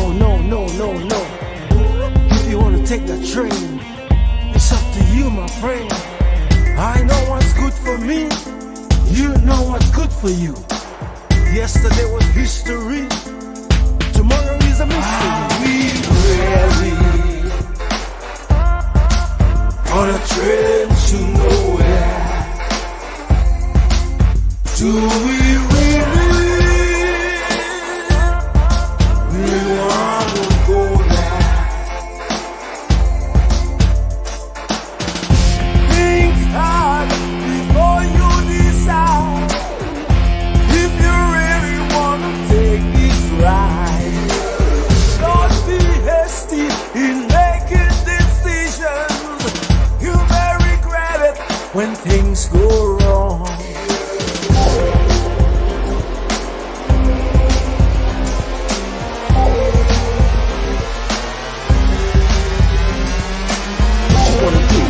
It's on you. What you wanna do? It's on you. What you wanna do? It's on you. What you wanna do? It's on you. What you wanna do? It's on you. What you wanna do? It's on you. What you wanna do? It's on you.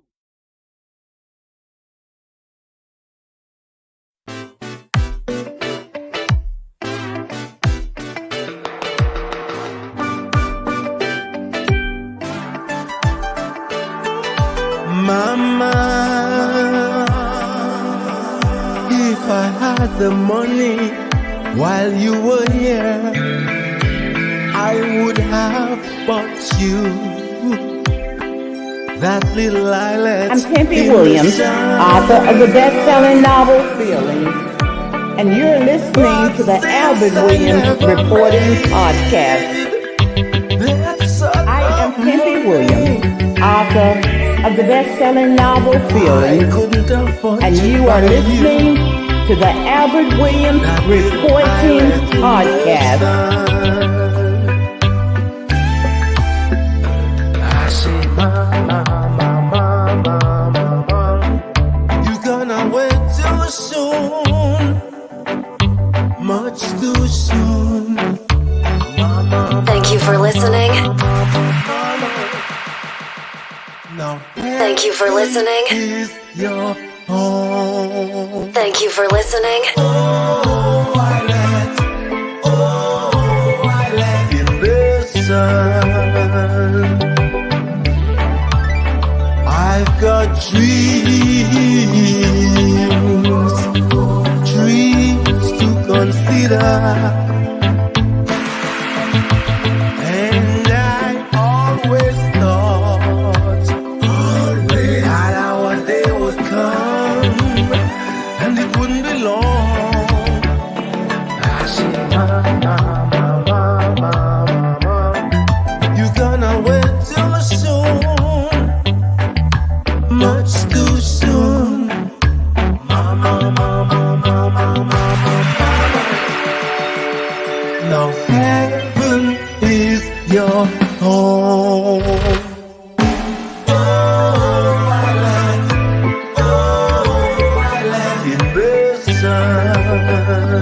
In the sun, you gave me unconditional love. You took me from below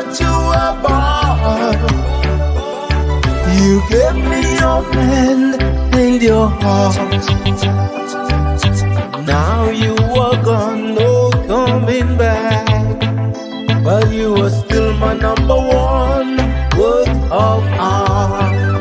I say, mama, mama, mama, mama.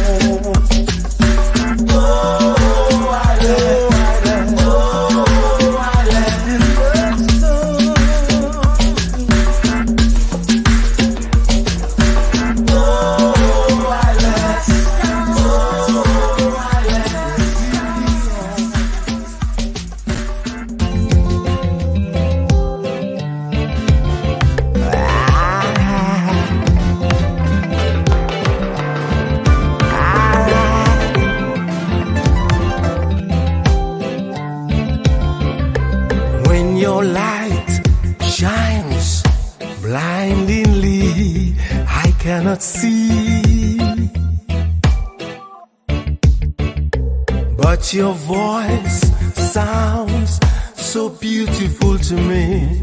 I can always Broadcasting around the world.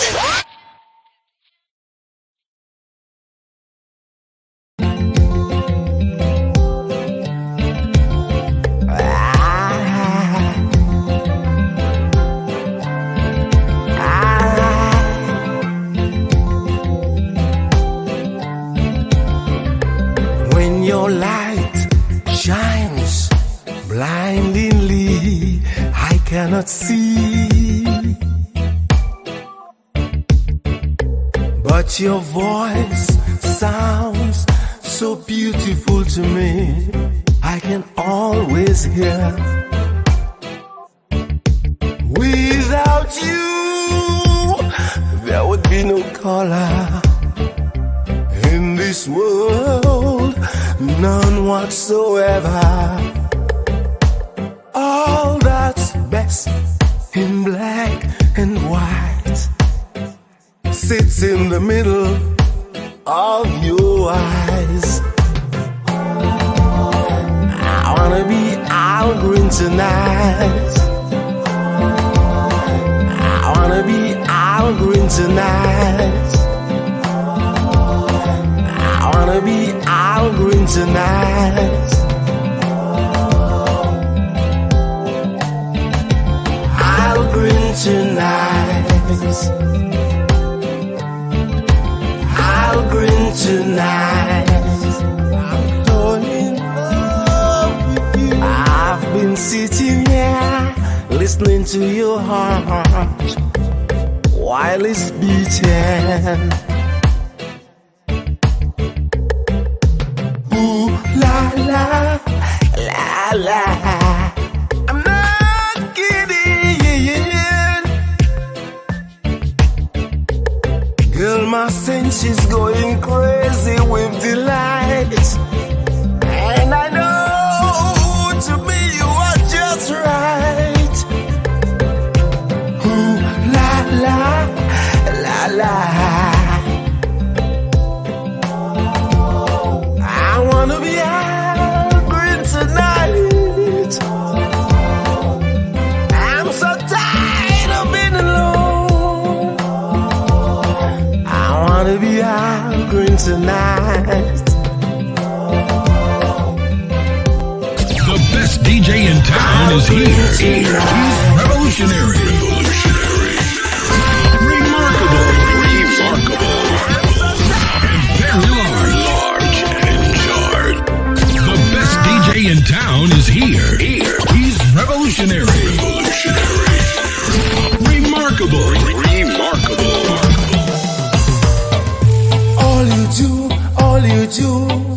All you do is cry.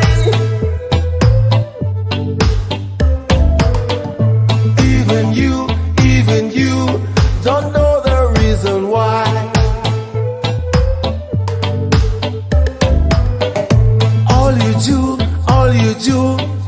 All you do is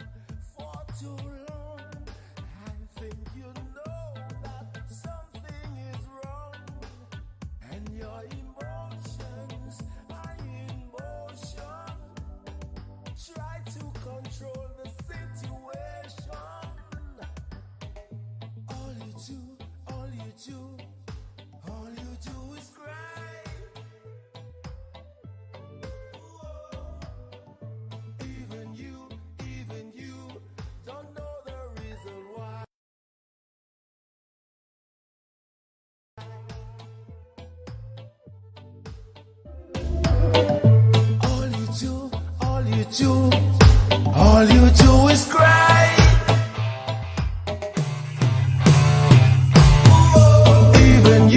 Even you don't know the reason why.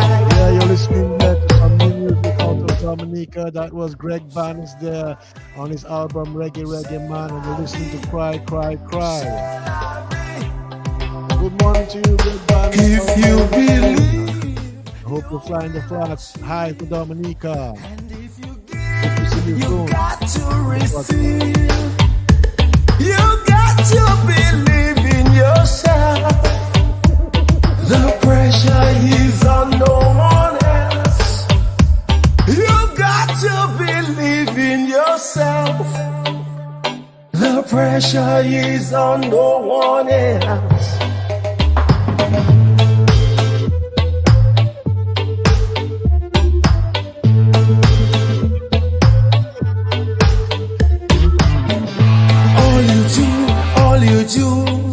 All you do is cry. Cry, cry, cry.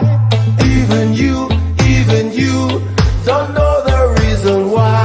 You don't know the reason why. All you do is cry. Cry. Even you don't know the reason why. Don't know the reason why. C'est la vie, c'est la vie, c'est la vie, c'est la vie. You gotta change your life. That's life. C'est la vie, c'est la vie. Broadcasting around the world.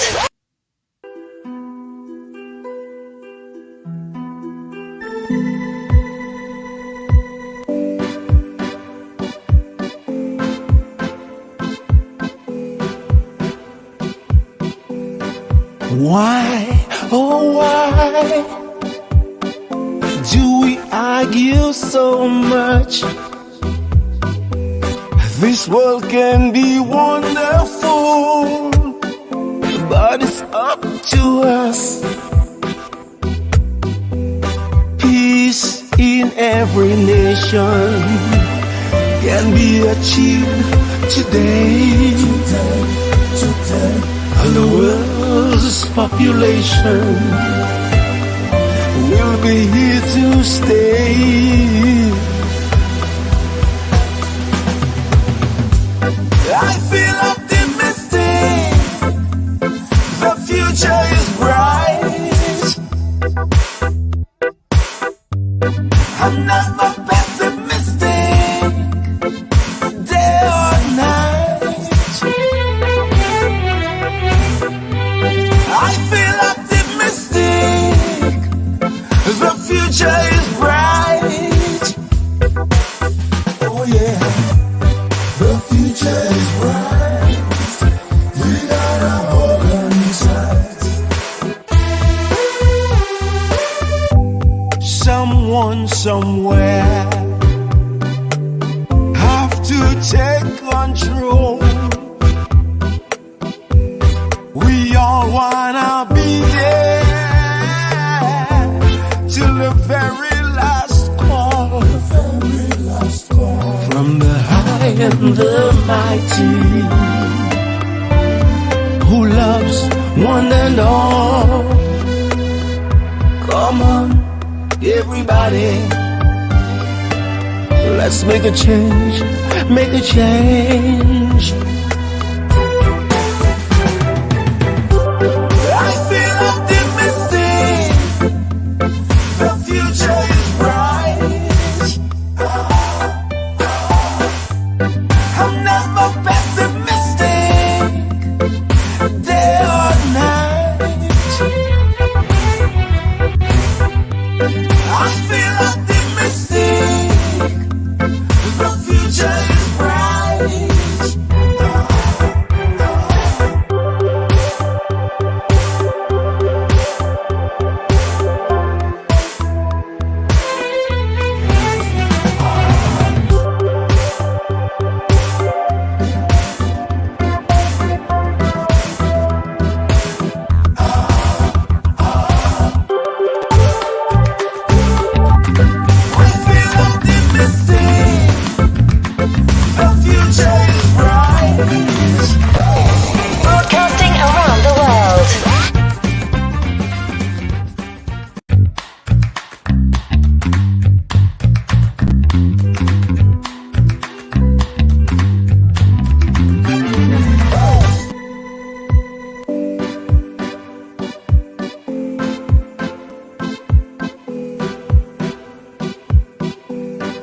Why, oh why do we argue so much? This world can be wonderful, but it's up to us. Peace in every nation can be achieved today. And the world's population will be here to stay. I feel optimistic. The future is bright.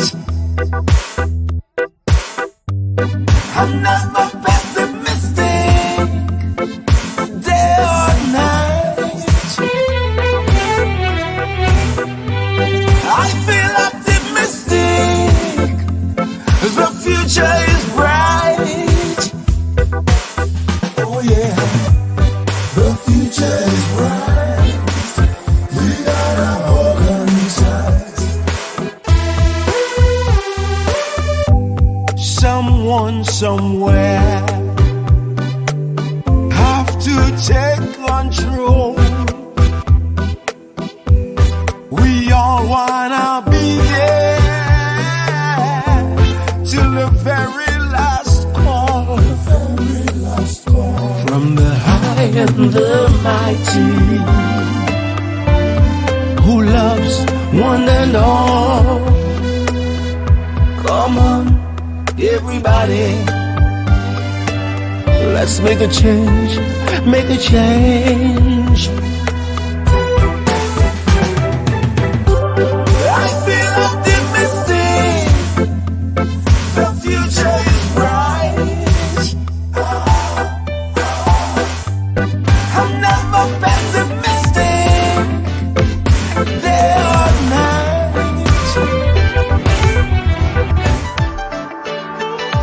Mama, if I had the money while you were here, I would have bought you that little islet in the sun. But since I know. Hi all, hi. I'm Greg Bannis. You can call me Lord Breaker, you can call me Gaylords, whatever. But I'd just like to let you know a few little facts about my brand new album called Reggae Reggae Man. You know, they used to call me Breaker, Greg, whatever. And I started doing gigs in Austria and Switzerland and Germany and where have you, Belgium. And when I turned up, they would say, hey, here comes the Reggae Man. So I thought this is a great title for an album. So about a year ago, a year and a half, a year and 2 months, a year and a week ago, let's say, I started working on an album of reggae-ish songs. Because, as you know, I'm not a reggae singer, but I do reggae, you know. So, I started writing some, oh my God, what's that? I started writing some songs, and I got my Mac up in my little studio with me. And here we go. Hit start. And here we go. I started laying some musical tracks down. All in reggae, almost all in reggae. Reggae tempo, reggae beats. And then adding some bass and some drums and blah, blah, blah. By the way, I did everything myself. It's hard work, one man. I'm a one-man band. So I did all this, and then the tracks began to come together. And I listened. I wrote about 7 or 8 songs, and I stopped. I stopped for after 6 months. I stopped for about 2 months, I had a break, and then I came back into the studio and I listened again, and I thought, hi, I got something here, brothers. I got something here, brother. So I decided to write some lyrics about, well, the world, you know. Nothing political, just the world. Little stories about places I've been, things I've done, and so forth, and put them all together. And actually, the album was going to be called Feel Optimistic. But no, I'm pessimistic. No, I'm joking.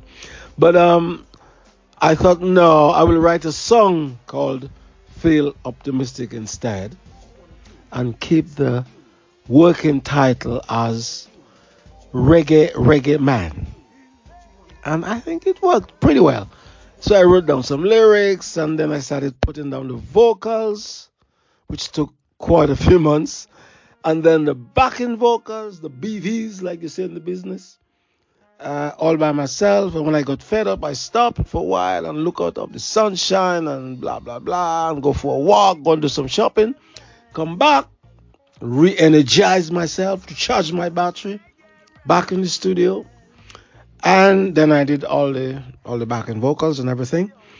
And then, that's not all. Then the mixing starts. This is what I hate, the mixing. It is so time consuming. But it's got to be done. It's got to be done after all that. So I sat down, I started to mix every track and balance everything and blah, blah, blah. And that took me another, 2 or 3 months mixing. Reggae, reggae, reggae man, that's me.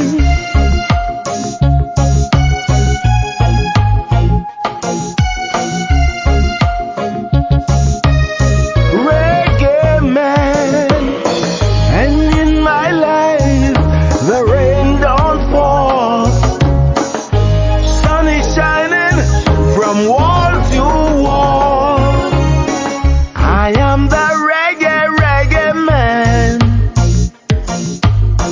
I am the reggae, reggae man. Yeah, when I follow the rising sun, all my sorrows are gone, gone, gone. Reggae, reggae. 1 a day, 2 a day, or whatever. 1 every 2 days. And then I've got a friend in Austria, Flo. He does all my mastering. So I got all together and I sent it to him to be mastered. And things that were wrong, he sent it back to me and I recalibrated or whatever. Then sent it back to him and then it's okay. And he did a pretty good job on mastering. Then now it's all ready and I'm going to lay it on you, brothers. So it's called Reggae Reggae Man by Greg Bannis, ex-lead singer of Hot Chocolate, ex-Calypso King of Dominica, I am the reggae, reggae man. I am the reggae, reggae man. And I will be until I'm done. I am the reggae, reggae man. You know that I'm standing tall, although I've got my back against the wall. Reggae, reggae, reggae man.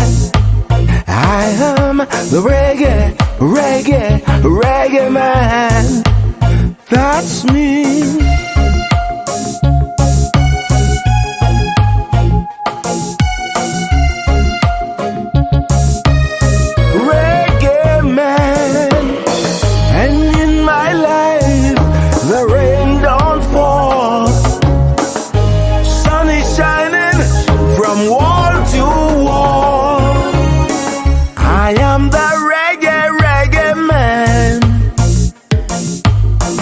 I am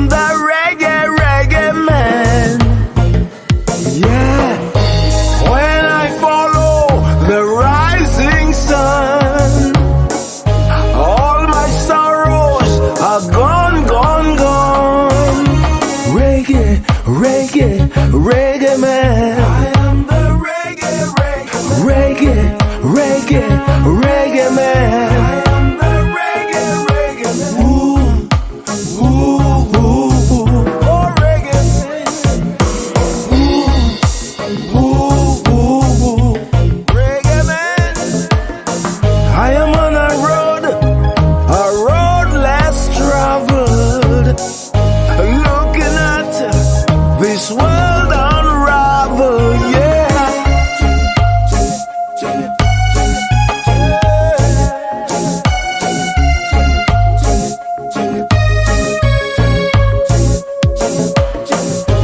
know that I'm standing tall, although I've got my back against the wall.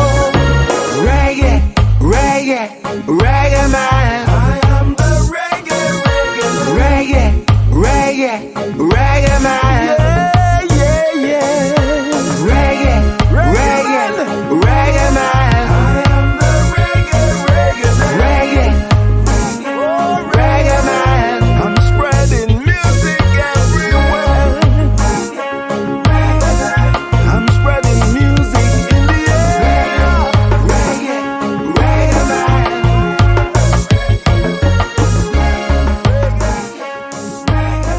Yeah. Reggae Reggae Man from Greg Bannis. New music out of Dominica. And to end our little feature on Greg's new album, let's just take in what I think is the highlight of the album. A favorite of mine and a favorite of Tempe's as well. Can you guess what it is? Reggae Reggae Man indeed. I am the reggae man. You know that I'm standing tall, although I've got my back against the wall. Reggae, reggae, reggae man. I am the reggae man. That's me.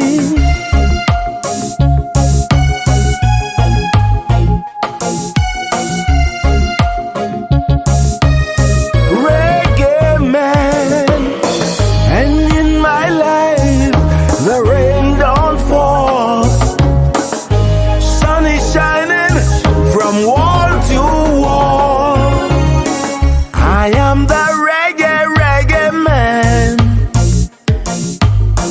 I am the reggae man. Yeah. When I follow the rising sun, all my sorrows are gone, gone, gone. Reggae, reggae, reggae man. I am the reggae man. I am the reggae man. Ooh, ooh, ooh, oh reggae man.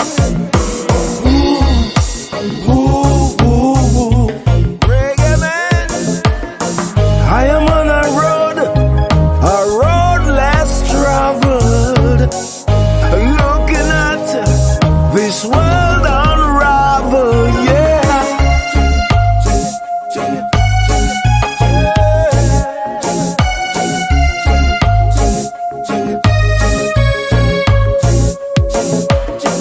You know that I'm standing tall, although I've got my back against the wall. Reggae, reggae, reggae man. I am the reggae man. Yeah, yeah, yeah. Reggae, reggae man. I am the reggae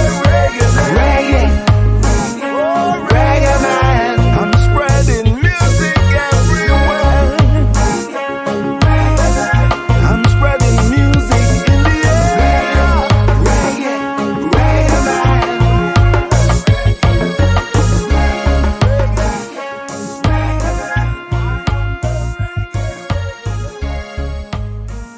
Yeah, Reggae Reggae Man by Greg Bannis. And to whilst we get ready to give you the editorial highlights, let's listen to Islet in the Sun, a favorite of mine and Tempe, and our pick this week from the album Reggae Reggae Man by Greg Bannis. Wonderful, wonderful work there.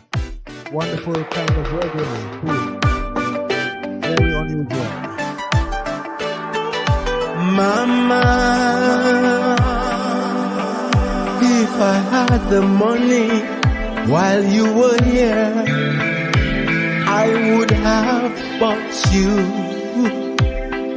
that little islet in the sun.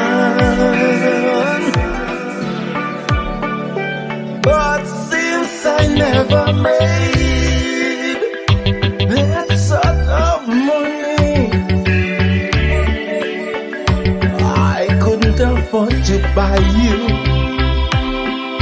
that little islet in the sun. I say, mama, mama, mama, mama, you're gonna wait too soon, much too soon. Mama, mama, mama, mama, mama. Now heaven is your home. Oh, I let in the sun. I've got dreams to consider, and I always thought that our day would come, and it wouldn't be long. I say, mama, mama, mama, you're gonna wait too soon, much too soon. Mama, mama, mama, mama, mama. Now heaven is your home. The best DJ in town is here. He's revolutionary. Remarkable. And very large and in charge. The best DJ in town is here. He's revolutionary. Remarkable. In your heart. Very large and in charge. Now you are gone, no coming back, but you are still my number one work of art. I say, mama, mama, mama, mama.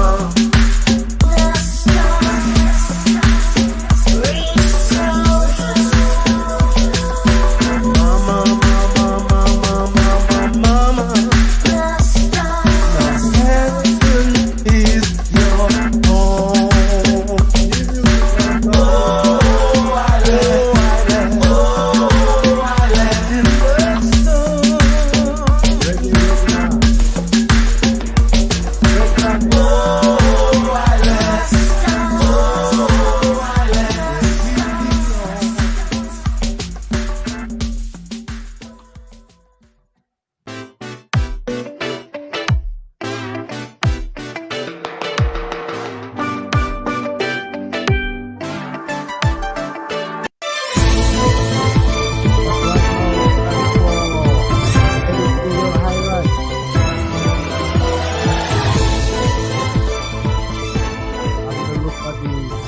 Scrapbook.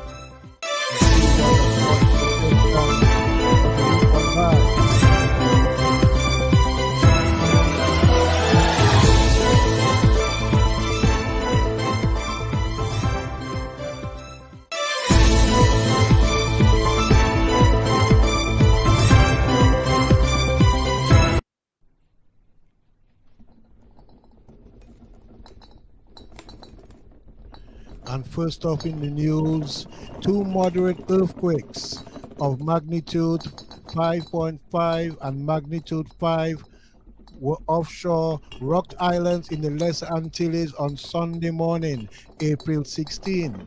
According to a release from the University of the West Indies Seismic Research Center based at St. Augustine campus in Trinidad, at 5:49 a.m. local time, a magnitude 5.5 and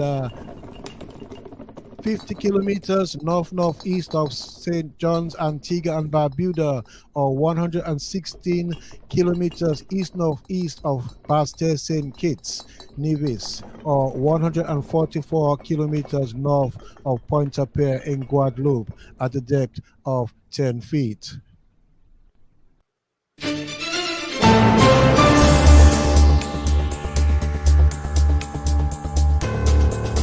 One hour later, 43 minutes. 1 hour and 53 minutes later, the magnitude 5.5 quake was followed by a magnitude 5 at 7:22 local time.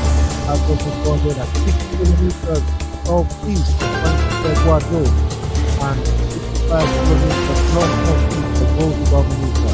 And according to the University of the West Indies Scientific Center, that quake was measured at the depth of 85 kilometers or 2.89 feet.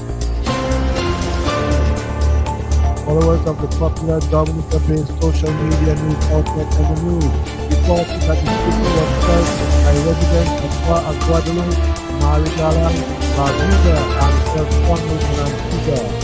Dominica respondent from Emmy-nominated survey replied that the tremors was felt across Dominica, including Grande, Pacor, Pacpa, Rambe, and Pise, and very strong in Calibishi, noted one poster.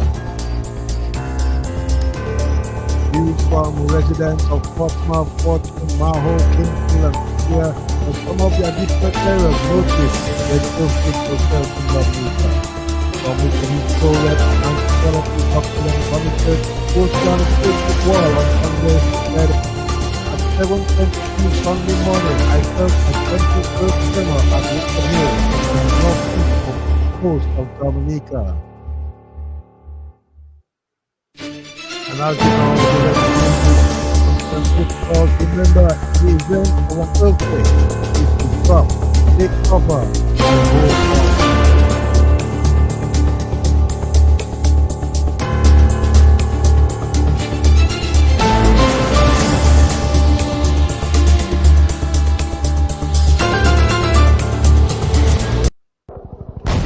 And as we continue in the news, a story that we've been following this week is the breakout of clashes between the government forces and the country's main paramilitary in Sudan. Sudan is Africa's third largest country. International media broke the news on Saturday reporting that clashes are apparently the result of a power struggle between the two main factions of Sudan's military regime. The Sudanese armed forces under General Abdel Fattah al-Burhan, the country's de facto ruler, and paramilitaries of the Rapid Support Forces RSF, a collection of militia loyal to the former warlord General Mohammed Hamdan Dagalo, known as Emmy-nominated. Dozens, if not hundreds of citizens have died, and many more are under threat of lack of food, water, and medicine, with heavy bombings and artillery rained down on the Sudanese capital, Khartoum. And as we went live earlier on, we understood that countries from the United Kingdom and France and other nationals in Khartoum have been trying to airlift it out of that area.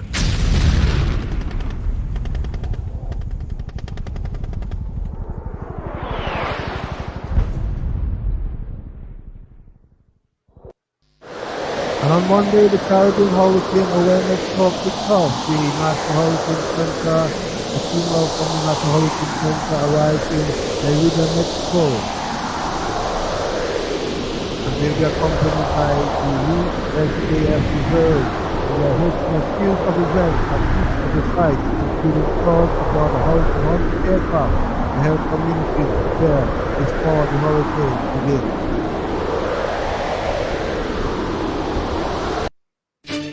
The National Hurricane Center Deputy Director Jamie Rome, along with several hurricane specialists, made Merida, Mexico the first stop on the Caribbean Hurricane Awareness Tour with the Air Force Reserve Command WC-160 Team out Cayman Islands, Dominican Republic, Pacific Islands, Puerto Rico, was also preparedness. So far as how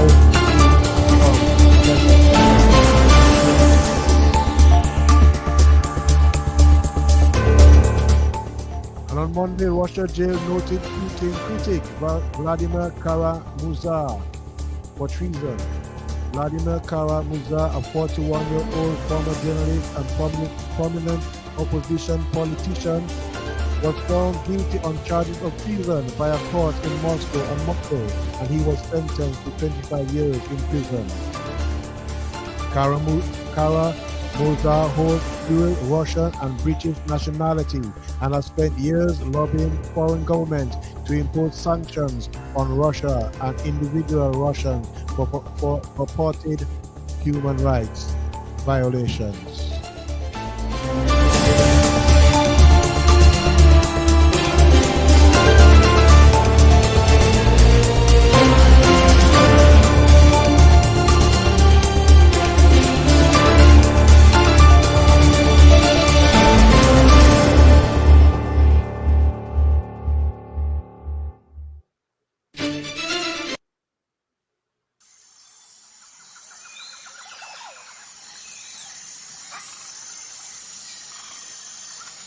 And two much anticipated historical dramas made their debut in the cinemas this weekend with the official release on Thursday of Viften, a historical drama about Denmark's colonial past in the Danish West Indies in 1848. Viften is set in the Danish colony of St. Croix. Anna Hegard and Petrin are close friends, but both women are colored. But their living conditions are very different. Anna is free. Petrin is enslaved. Anna lives with Governor General Peter von Slot at his country house where she manages the home and the fortune, and her beloved and trusted housekeeper, Perrin. And all is going well until rumors of rebellion begin to swirl. On which side are Anna and Petrin really on? And is it the same?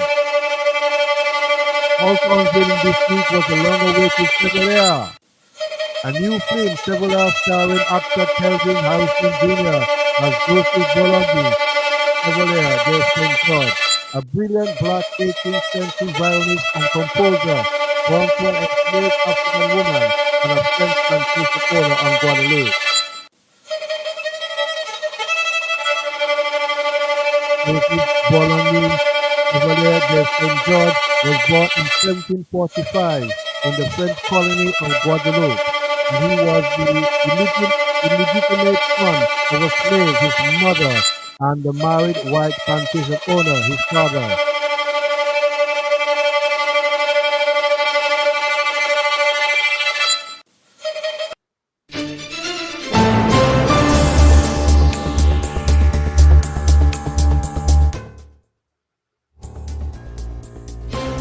Just to add some more context, Joseph, he was one of the first black colonels in the French army, leading 800 infantrymen and 200 cavalry in Europe's first all-black regiment.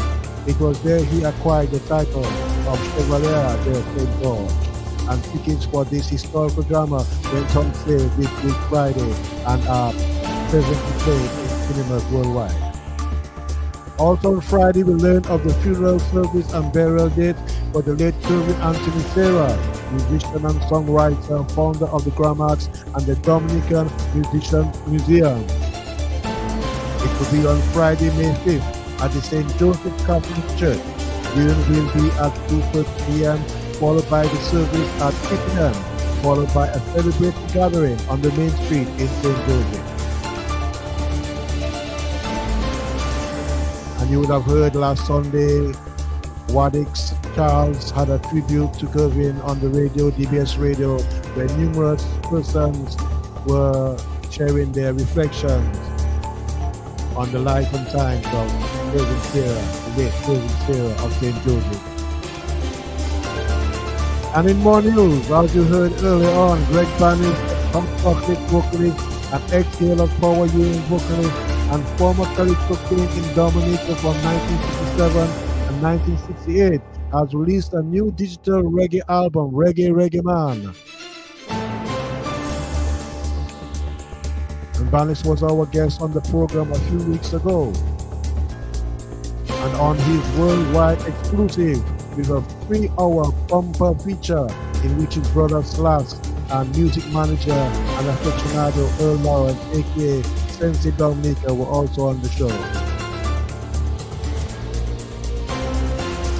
So it's called Reggae Reggae Man by Greg Bannis, ex-lead singer of Hot Chocolate, ex-Calypso King of Dominica, ex-Gaylord's Power Union, ex.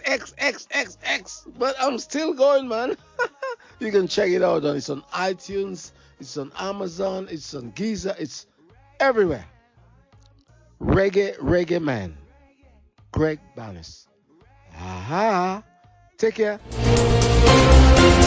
Reggae, reggae man.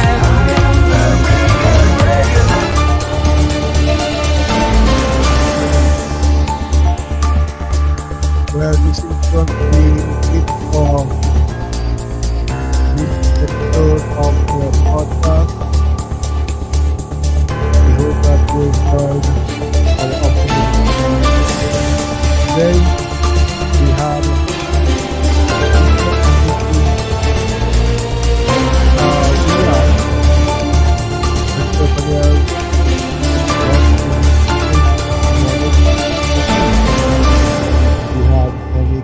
and Andrew on the show for a worldwide exclusive, speaking about the lives couple will be signed them out officially later in June.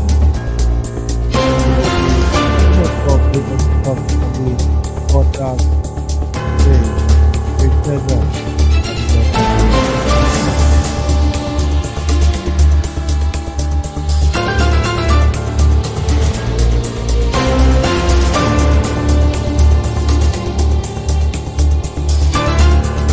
The best DJ in town is here. He's revolutionary. Remarkable. And very large and in charge.